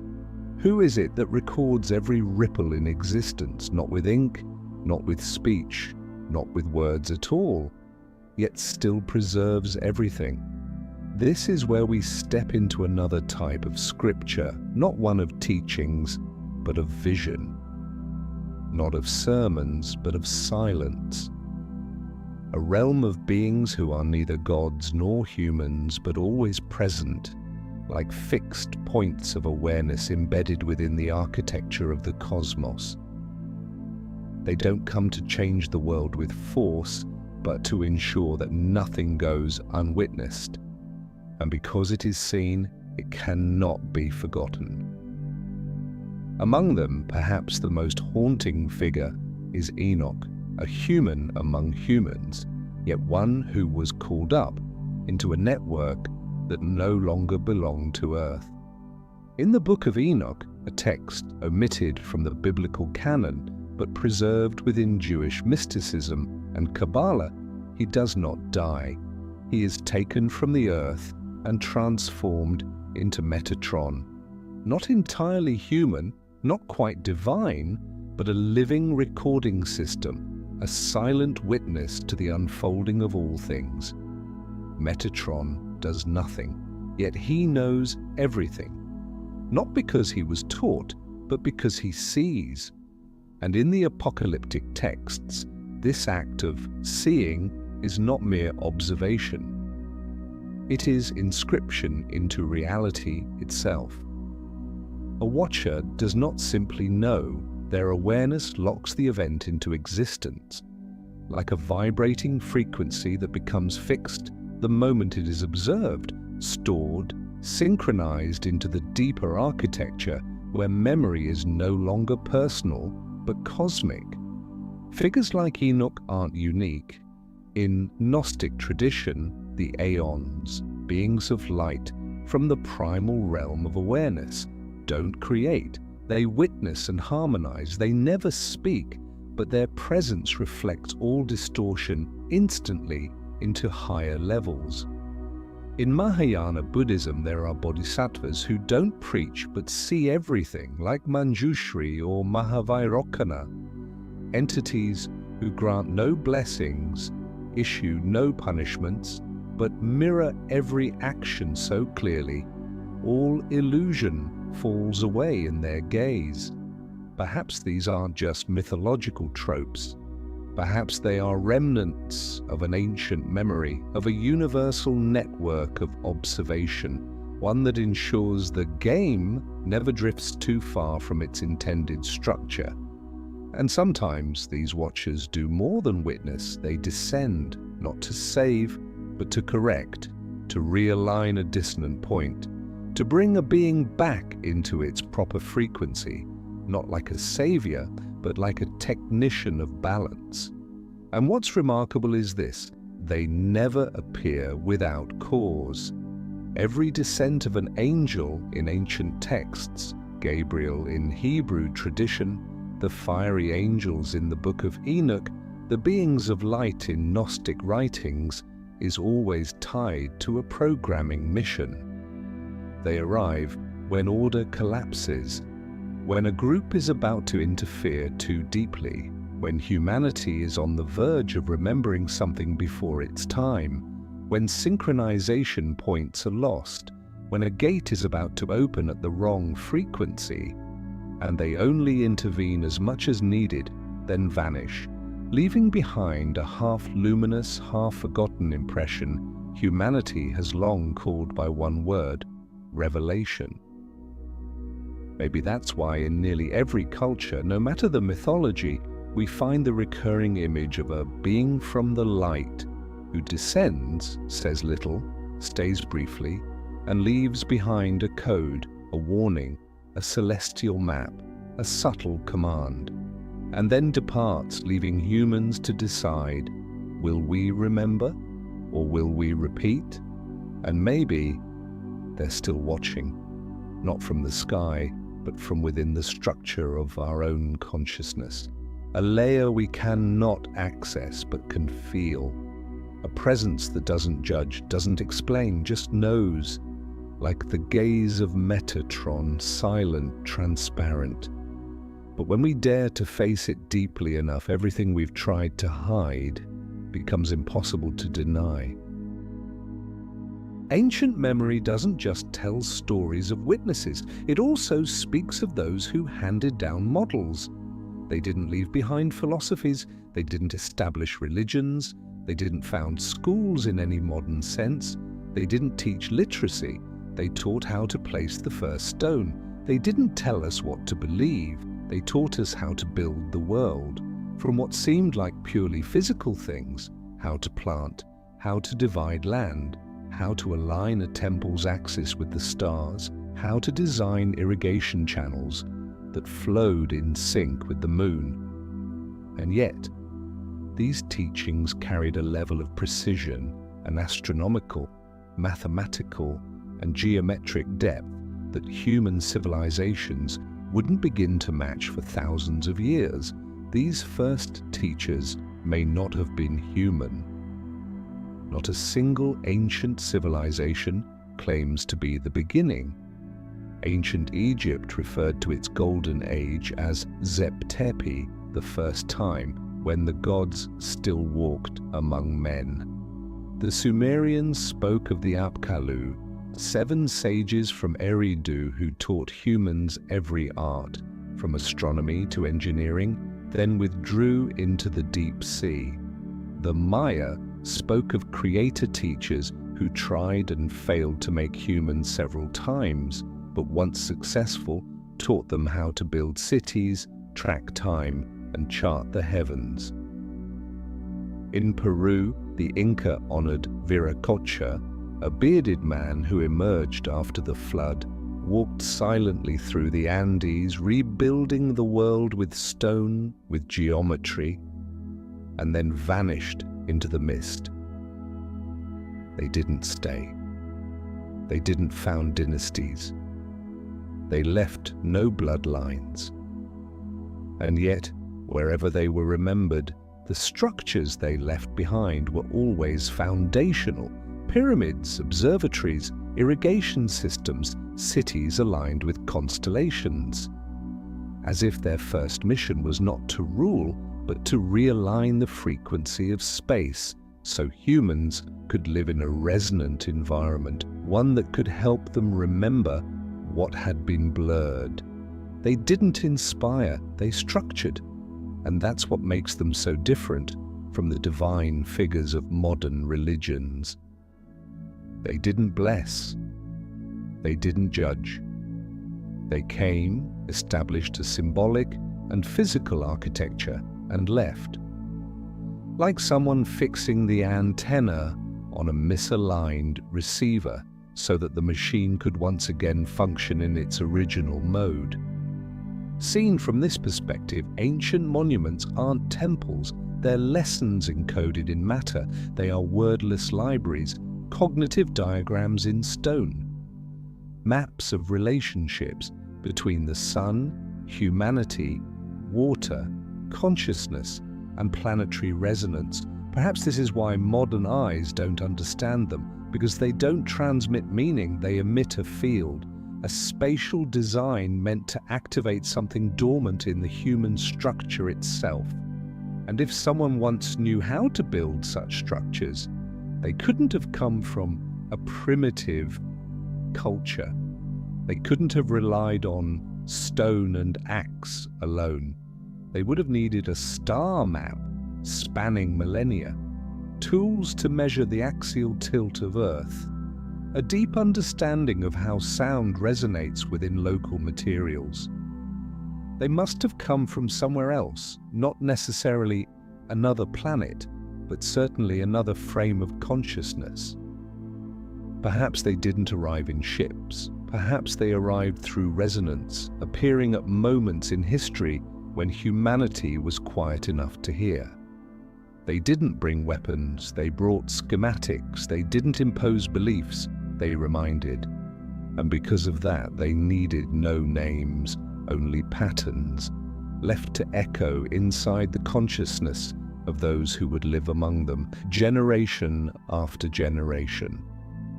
And when those patterns were broken, distorted, forgotten, or turned into religion for profit, these beings would simply disappear, quietly as they came. No rebuke, because they didn't do it to be remembered. They did it to help the system realign with the deepest memory of the cosmos. Maybe these first teachers didn't create humanity, but they may have been the last ones who remembered why humanity was created at all. When knowledge is passed down, not through language, but through structure, then the first to bridge the sacred blueprint into physical form wasn't a philosopher, but a builder. One who didn't need to write, didn't need to preach, but simply knew how to place the first stone at the right moment, in the right direction, in the right resonance. And once the structure came into being, it was never just shelter. It became a silent school where no one teaches, but anyone can learn, if they know where to stand and when to be still. Long before the pyramids of Egypt, before the stone temples of Angkor, Teotihuacan, or Baalbek, there were foundations that emerged quietly, as if from nowhere. No signs of primitive construction techniques, no leftover tools, no linear evolution. They appear like the first pages torn from an ancient book, without prologue. Göbekli Tepe, dating back over 11,000 years, is one such place. With its T-shaped stone pillars carved with animals, its star-aligned circular layouts, and no sign of habitation around it. It wasn't a dwelling, it was a structure of memory. Sumerian texts, though not explicitly referencing Göbekli Tepe, speak of times before the age of kings, when builders were chosen by the word of the heavens and worked in silence. In Egypt, the Turin Canon lists divine dynasties stretching tens of thousands of years before the first pharaohs, names without biographies, without tombs, without descendants. They weren't worshipped, they were simply remembered as the ones who began something. The Inca never claimed credit for the largest stoneworks in the Andes. They simply said they were here when we arrived. Modern archaeology, faced with flawlessly cut stones, fitted so tightly that not even a blade can slip between them, often asks, what tools did they use? But maybe that's the wrong question. Maybe the question is, what were they doing? Perhaps these structures aren't mere feats of engineering, but vessels for operating instructions. Like stone machines that run not on mechanics but on presence, of shape, of sound, of light, moving through at the exact right time and angle. And maybe that's why the first builders left no names, because they didn't need to be remembered. What needed remembering was the pattern, the structure, the hidden function. They didn't take credit, they designed their work so that the structure itself would remember the original intent. And whenever someone steps inside, stands in the right spot, speaks the right frequency, the system activates with no operator required.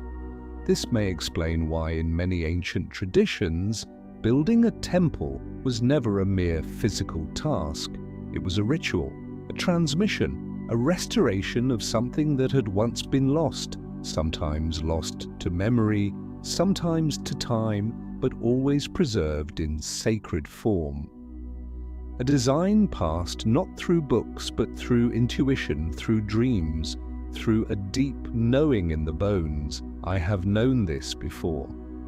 Perhaps the first builders didn't see themselves as engineers, and stone, not just material, but a page. Each structure a sentence never written down. And every stone placed, one more line in a physical book, left behind for a generation with no access to ancient language, no memory of old gods, but who would feel something so precise, so right, that they wouldn't be able to explain it. If the first builders left behind no names but patterns, then what they passed on wasn't architecture, it was frequency, embodied in form. Every stone slab, every corner, every corridor, every axis of symmetry was not placed for visual harmony, but for one precise purpose: resonance. Not just sound, not even light, but the resonance between human consciousness and geometric fields, a form of writing that doesn't need to be read, yet still transforms anyone who steps inside, whether they understand it or not. From the Giza pyramids to the observatory at Chichen Itza, from Stonehenge to Borobudur, one thing never changes: these structures don't just exist, they echo. The central chambers produce strange acoustic effects. A whisper travels tens of meters. In some places, tapping the stone causes the entire space to vibrate like a resonant chamber. Modern people call it physics, but the ancients didn't build temples for echoes. They built them to activate a deeper perceptual field where language was no longer needed because frequency had taken its place. Sacred geometry, often dismissed as symbolic decoration, was never merely symbolic. It was a code system written in shape. Ratios like phi, 1.618, pi, the Fibonacci sequence, or symmetrical polygons weren't for aesthetics, they were grammar. And forms like six-pointed stars, interlocking circles, or spirals weren't drawn for beauty. They carried commands, and only when one stood in the right place, still in the right moment and receptive in the right state, could consciousness decode them. In some Egyptian temples, special resonance chambers have been found where sound is amplified and reflected in unnerving precision. At Angkor Wat, the entire complex is laid out like a cosmic map, with corridors that act as time corridors, where walking is not just movement, it's a journey through a coded cycle. In ancient caves like Chavin de Huántar in Peru, the walls are blank, but the tunnel design channels conch shell blasts into audio illusions, sounds that awaken the very structure of space itself, dormant for millennia. These places teach nothing in the modern sense, but those who pass through them often feel different afterward, not because they understood, but because their bodies resonated. Perhaps the ancients didn't need schools, because each temple was a classroom. Every well aligned with the solstice was a lesson. Every vaulted ceiling built to the cycle of the moon was a blackboard. They didn't learn the way we think of learning. They restructured their biology by living inside precise vibrational systems. That may be why, in many ancient cultures, music was not art, it was a knowledge tool. A Sanskrit chant wasn't just prayer, it was a vibrational directive to align inner pathways. A Tibetan mantra didn't describe the world, it framed a resonance pattern for the inner world to emerge. In such a context, the word is no longer for expression. It is a key, and when that key is uttered correctly, the entire space shifts. If this is true, then perhaps the oldest texts of humanity aren't stored in books, they're embedded in temple structures, in drum rhythms, in floor geometry, in the echo between carved stone columns. No need to print, no need to carve. Just stand there, in stillness, and let the space read you back. And in that moment, the visitor realizes they're not reading knowledge, they're being rewritten. Beyond the resonant stone pillars, beyond temples built like crystallized symphonies, beyond the spaces where one is rewritten by vibration alone, a strange and recurring image begins to surface across nearly every ancient civilization. The human-shaped being of light. Not a god in the commanding sense, not a human in the biological sense, but something else, an interface. A temporary structure made visible, designed to transmit a level of awareness beyond the reach of language. In these figures, light, having already become sound, geometry, and resonance, is now translated into a form that can be encountered.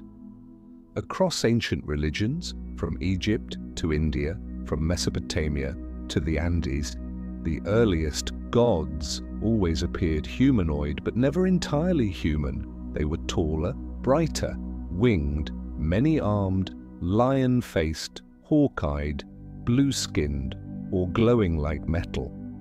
They spoke not with words, but with light.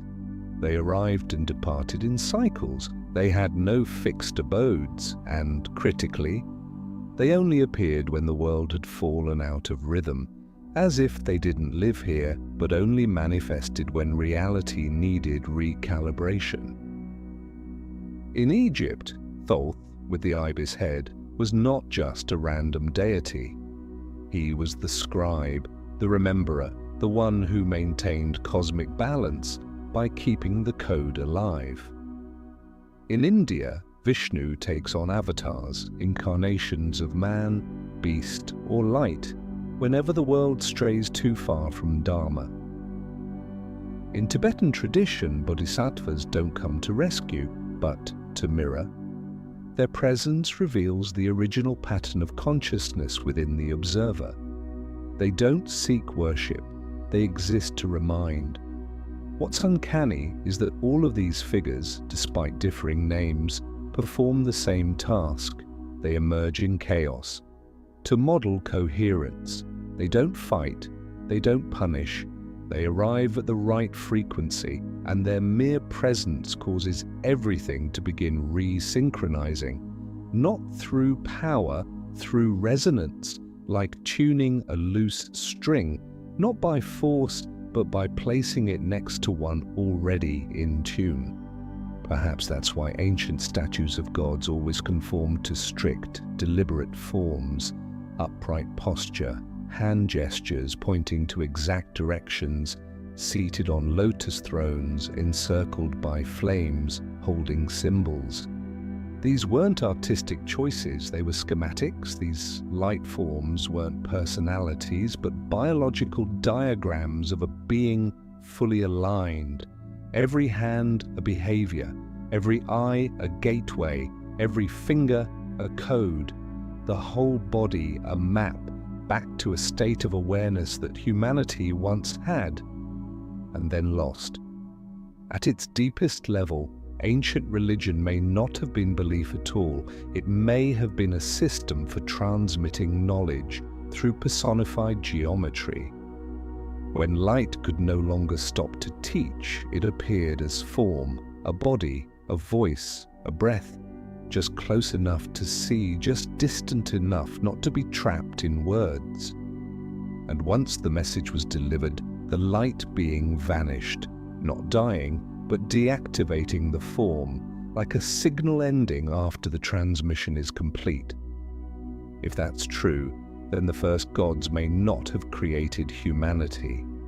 They were models, appearing only to reboot the corrupted code. Not originators, but interfaces. Not creators, but correctors. They were temporary embodiments of light, deployed to return human civilization to its proper rhythm, then quietly withdrawn. No need for worship, no need for stone statues. Just a simple goal: restore the pattern in behavior, in order, in how humans saw themselves as the clearest, most luminous version of who they could be. And maybe the light beings never left. Maybe they still exist, not in the sky, but within us, beneath the language, beneath the DNA, waiting not to be taught, but to be remembered. When knowledge is no longer just light in the abstract, but begins to take form, entering into structure, symbol, and sacred body grammar, then the inevitable follows: intervention. Because once light has been encoded clearly enough to be transmitted, it can also be seized. What was once whispered between layers of existence now becomes text, and text, once written, can be burned. Not every page lost to fire is an accident. Some were destroyed precisely because they were too clear. No longer metaphor but blueprint, no longer myth but instruction. And in a world built on maintaining control, that kind of clarity could not be allowed to survive. At the heart of ancient knowledge's greatest tragedy stands the Library of Alexandria, not just as a historical loss, but as a symbolic wound. No one knows exactly how many texts perished through fires, invasions, or systematic purges. Sasuban, 700,000. Some say millions of fragments drawn from Egypt, Greece, Persia, India, Sumer, Phoenicia, gathered in one last effort to preserve what was slipping away from collective memory. But more haunting than the numbers is the question: what was in those texts that provoked such fear? And it wasn't just Alexandria. In the Egyptian desert, near Nag Hammadi, buried in the earth, a trove of lost scripture was found. Gnostic manuscripts that had once formed part of early spiritual traditions, later erased from mainstream religion. These texts spoke of inner light, of direct knowing, of divinity, not as an external force, but as a state of synchronization with the true self. Ideas like these, if made public, would unravel every system of mediation, every hierarchy of spiritual authority, every structure of control. So they were called heresy. Not because they were wrong, but because they were too direct. Likewise, many ancient Buddhist texts, especially from Vajrayana and the Dzogchen tradition, were hidden, passed down orally, or sealed in caves like those at Dunhuang. Not because they were dangerous, but because they were immediate. They required no ritual, no time, only stillness. And from that stillness, the entire structure of universal awareness could reassemble within the reader. And that was intolerable to systems built on deferred power. A sacred text, at a certain threshold, ceases to be knowledge. It becomes force. It allows the reader to bypass priest, temple, doctrine, and remember what was once encoded into their very blood. Such a text doesn't need validation. It only needs to be forbidden. Because if even one person were to read it at the right moment, at the moment the system was already beginning to vibrate, then a door, long sealed, could begin to open again. And perhaps that's why most of the true ancient texts, the raw, unedited ones, never made it into official doctrine. They remain on the fringes, locked in drawers, held in private collections, tucked into caves, passed orally, or still etched into untranslated clay tablets. They are not dead, only paused. But like any suppressed current, true knowledge can't be erased. It waits for the right touch, not to be explained, only to be recognized.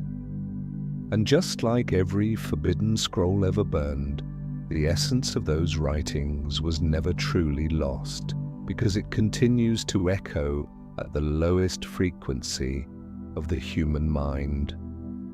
A looping signal, not loud enough to hear, but persistent enough to never fully fade. And perhaps, if the day ever comes when enough people begin to dream the same dream, draw the same ancient spiral, remember a rhythm they never learned, then that will be the moment the forbidden books read themselves again, not through paper, but through a consciousness that has finally entered its cycle of restoration. After each wave of fire scorches through libraries, temples, and forbidden books, something strange happens. Knowledge doesn't die. It retreats. It dissolves into the air, sinks into the bloodstream, and waits quietly for the right moment to return.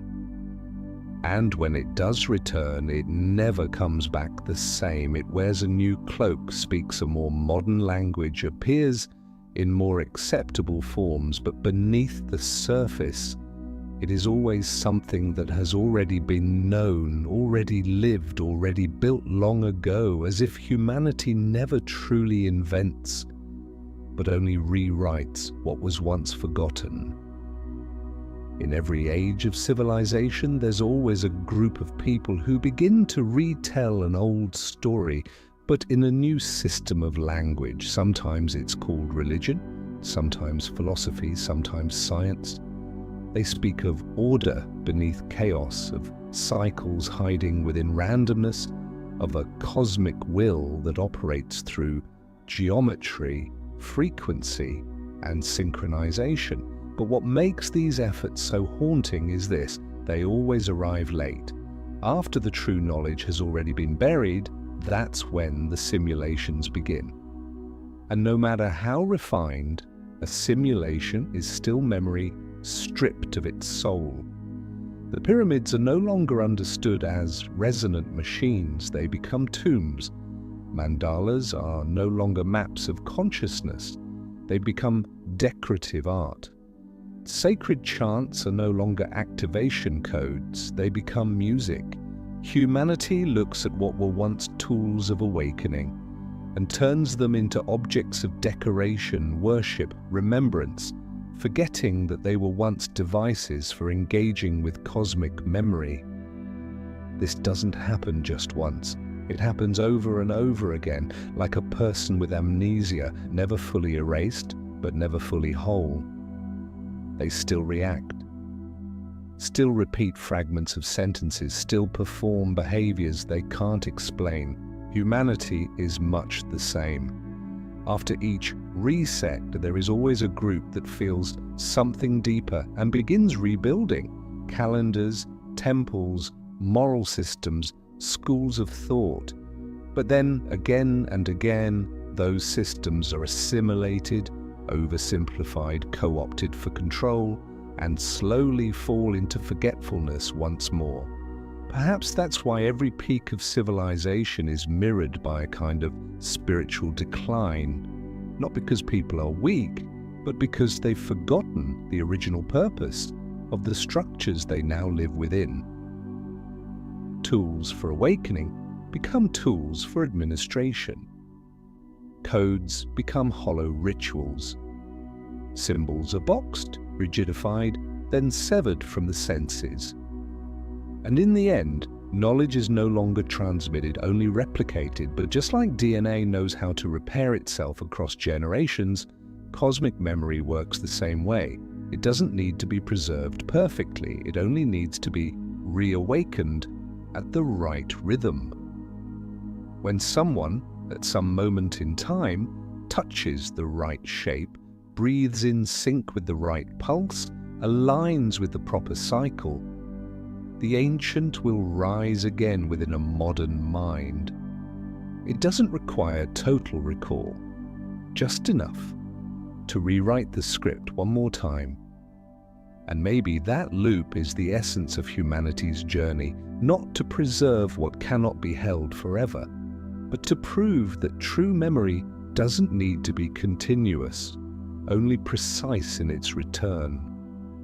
No one remembers everything, but everyone holds a piece.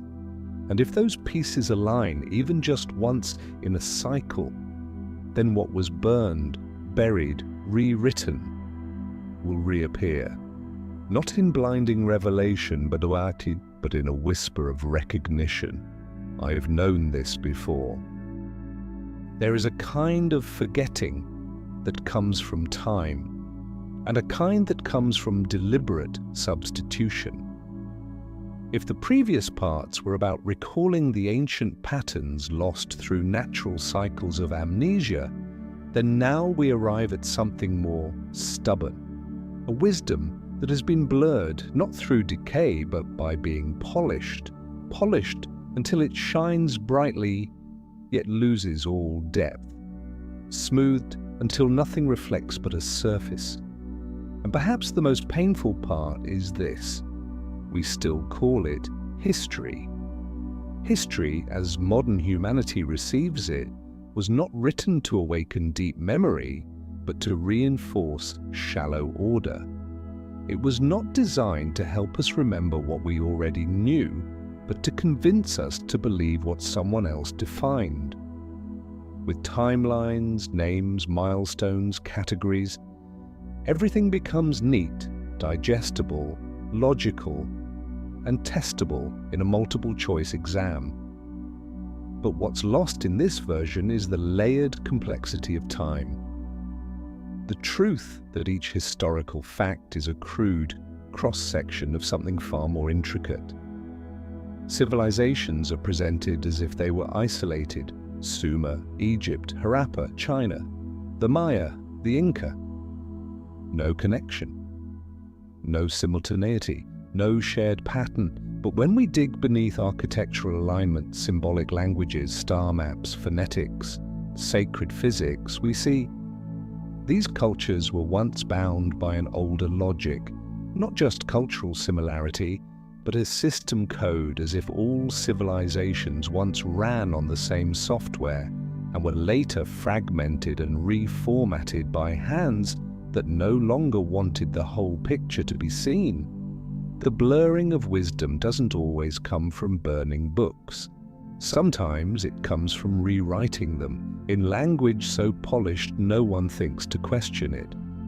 The Greeks recorded Egyptian knowledge as if it were their own, though they themselves said they studied at southern temples. Medieval Europe called the post-Roman era the Dark Ages. Even while Indian, Persian, Chinese, and Islamic thought was flourishing, humanity's history is told as a linear climb from Homo sapiens 200,000 years ago to now, while tools, maps, carvings, and monuments whisper of older epochs, when intelligence peaked, then vanished. Who blurred it? Perhaps no singular force. Perhaps it's simply the nature of every power system to recenter itself in memory.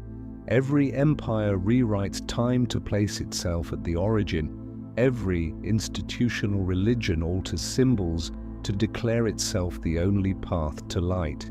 Every dominant ideology defines enlightenment so that only its road leads there. And from these revisions, official history emerges, shiny, orderly, efficient, but reflecting only itself. The more dangerous result is this: when light becomes a tool to blur, people lose the ability to see that they're seeing nothing at all. They don't doubt, they believe. Not because they are ignorant, but because they've been denied the right to ask the foundational question: do we really know what we think we know? And is what we know even what truly happened? But no matter how polished the mirror becomes, at some point cracks appear, when the reflection glitches, when a distorted image slips through, when a shock wave from the deep layers of memory rises up and shatters the mirror from within. That's when the old buried questions re-emerge. Who rewrote memory? Who decided what deserves to be remembered, and what has been labeled myth, just because it doesn't match the curriculum? Perhaps true wisdom still exists, not in books, but in the act of doubting what we once believed was unquestionable. And maybe the journey doesn't begin with learning something new, but by looking in the mirror and realizing that the surface polished most perfectly may reflect the least truth of all. There's an old fear that when knowledge is banned, burned, distorted, or buried, it will vanish. But ancient texts disagree. They don't speak of knowledge as a possession that can be stolen, but as a flow, a memory current, a form of light that can be hidden, but never destroyed. And if light never disappears, then the real question is, how does it return? Not through books, not through temples, but through new bodies, new forms of life, new humans, born seemingly for the sole purpose of reawakening what was once forgotten. That's when knowledge is no longer learned, but lived again. Reincarnation then isn't only for the soul, it applies to knowledge itself. In the Upanishads and the ancient Vedas of India, there's a belief that the sages never truly die. They simply withdraw their energy into the source, waiting for the moment when the world drifts out of balance, to return in new form to realign the wheel of Dharma. No one holds the scrolls, they are the scrolls. Thought doesn't need to be passed down on paper. It's encoded into time itself through rebirth. In Tibet, the Tulku tradition of lamas who reincarnate in cycles is not mystical metaphor, but a memory preservation system. When a lineage of wisdom faces extinction, a child is born, not to learn, but to remember.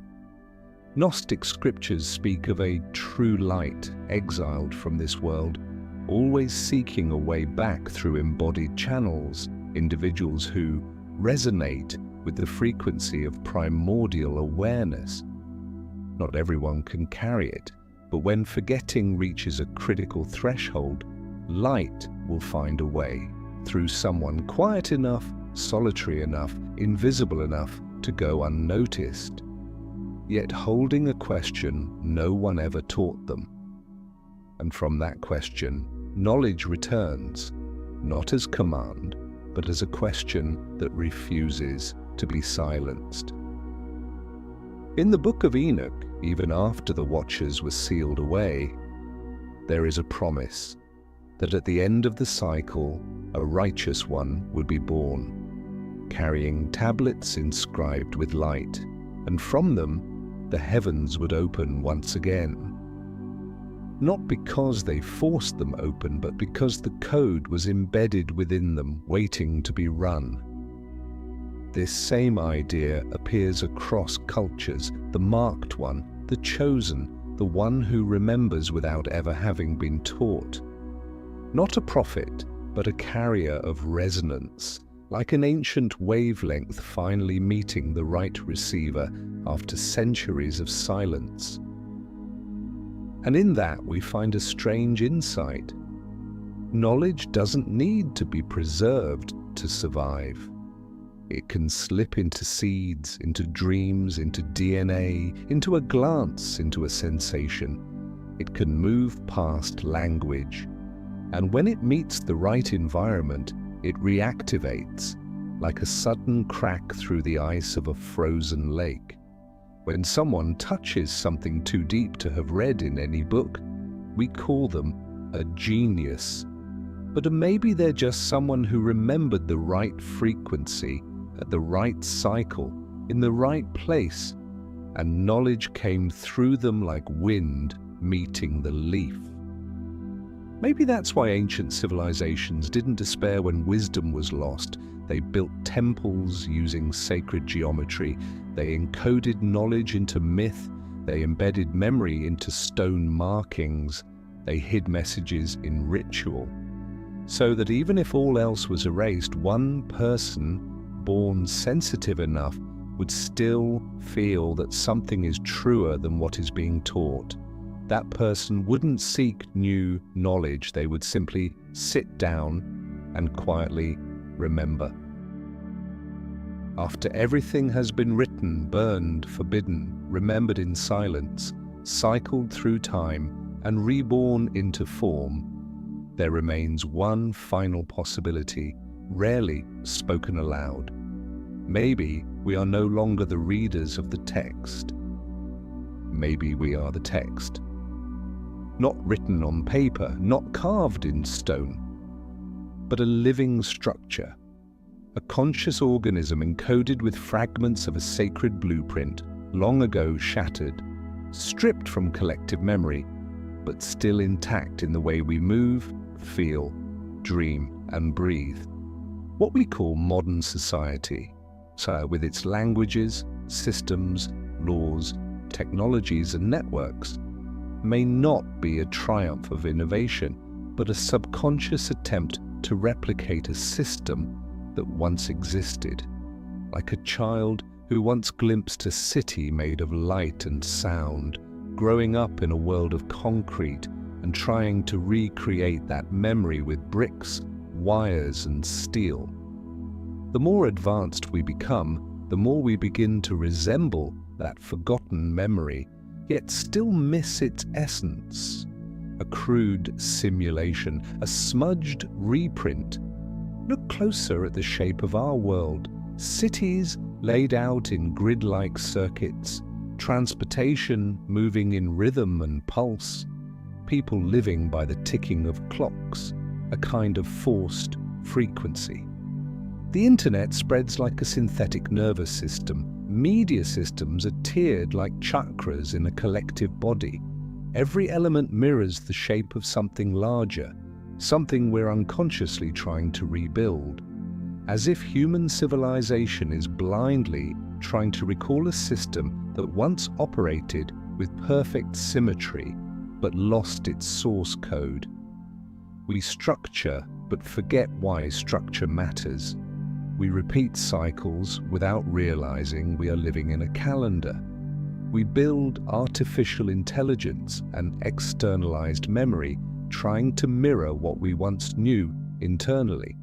Our greatest inventions, networks, encryption, biometrics, neurotech, may not be progress at all, but signs that memory is attempting to reconfigure itself, not for the first time, but for the thousandth, and perhaps the deep unease at the core of modern life, the sense of disconnection, emptiness, aimlessness, doesn't come from not having arrived at something new. It comes from having been whole before, and then being split apart, and then forgetting. Everything we call civilization might just be a draft, a fractured, buggy attempt to rewrite what was once seamless.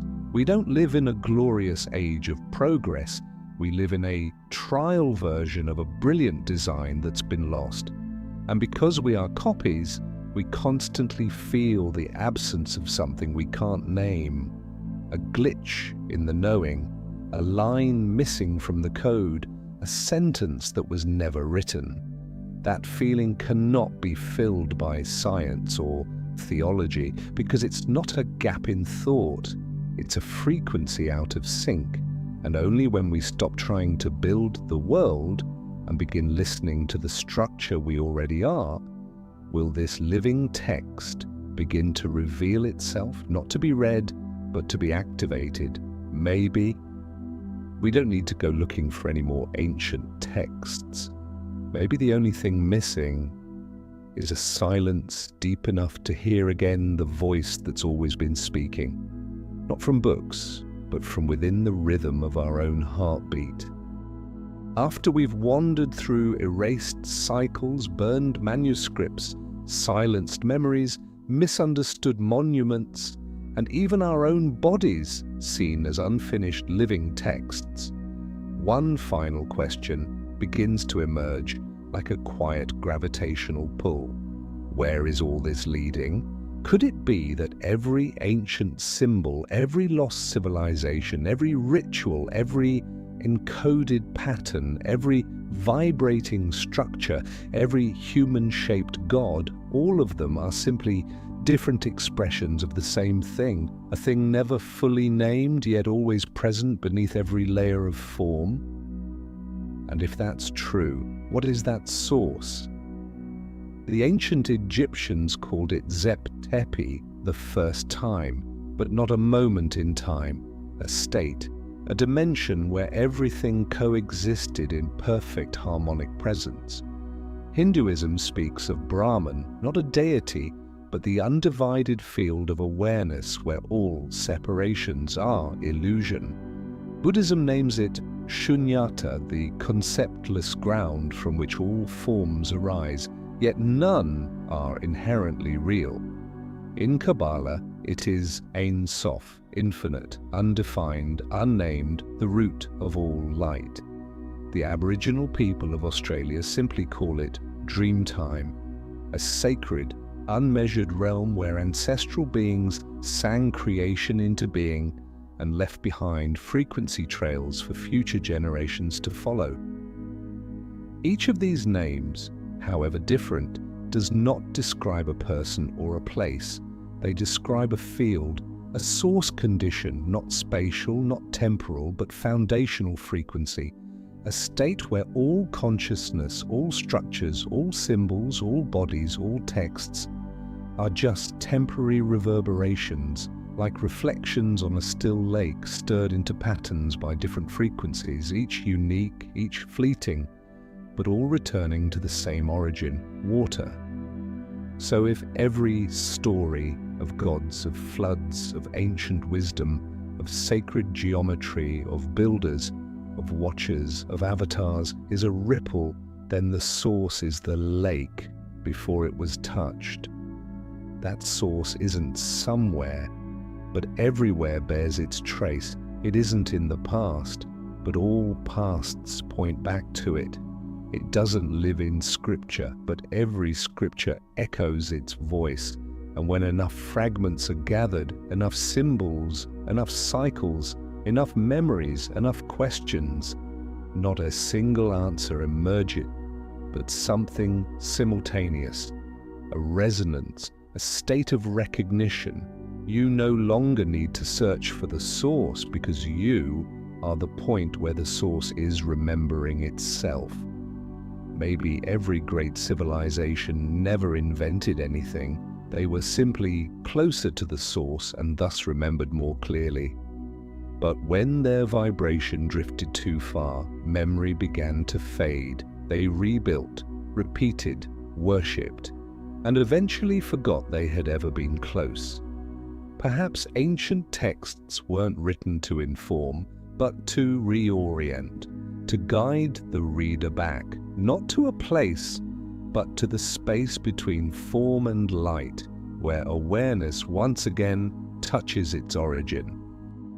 If every ancient text was simply the first chapter of a book that never truly closed, then what we call the present is not a break from the past. It's the next page waiting to be written, not in stone, not on parchment, not through sacred geometry, but through action, choice, and the way we understand ourselves and the world we inhabit. And when we look back over the long journey, from the first light descending into form, through civilizations that remembered and forgot, through the recurring loop of build, burn, hide, hint, awaken, silence, rewrite. The clearest truth is this: we are not here to end anything. We are being called to write what comes next. It is no coincidence that in this moment, humanity is simultaneously revisiting everything. Technology, mythology, star charts, ancient geometry, religion, genetic memory, quantum physics, meditation, indigenous ritual, and artificial intelligence. It is no accident that in this generation we are building the largest telescopes ever conceived while rediscovering the oldest cave drawings on Earth. We are not living in an ordinary age. We are standing at a crossroad of convergence, where long divided layers of memory are beginning to speak to each other again. And if that's true, the question is no longer, what do we know? It becomes, what are we leaving for those who come after? Because just as the ancients once carved vibrations into stone and aligned symbols with stars, we too are leaving memory behind. Not through grand monuments, but through data, through code, through the definitions we apply to humanity, the values we compromise, the ideas we embed in the architecture of civilization. The question is, are we repeating an old manuscript, or are we still enough to write a new chapter? A chapter that doesn't repeat distortion, doesn't seek to rebuild lost glory, doesn't mistake simulation for rebirth, but listens to what has never yet been said. Perhaps the text of this era has no fixed form, but instead exists as a collective frequency, a field of global awareness. Every personal act is a word, every deep thought a sentence, every awakening a turning point, and the whole of this civilization, whether or not it's written down, will be recorded in the field of the cosmos, just as the first ones once etched silence into stone, not with language, but with perfectly timed presence. If that's true, then maybe the most important thing right now is not to say more, but to pause long enough to realize that we are living on a page that's still open. No one handed us the pen, but every act still leaves a mark. And perhaps in some distant future, someone won't need to read this text at all. They will simply walk through the world we've left behind, and they will feel that at one moment in time, there was a generation, not perfect, not all-knowing, but brave enough to write forward instead of repeat.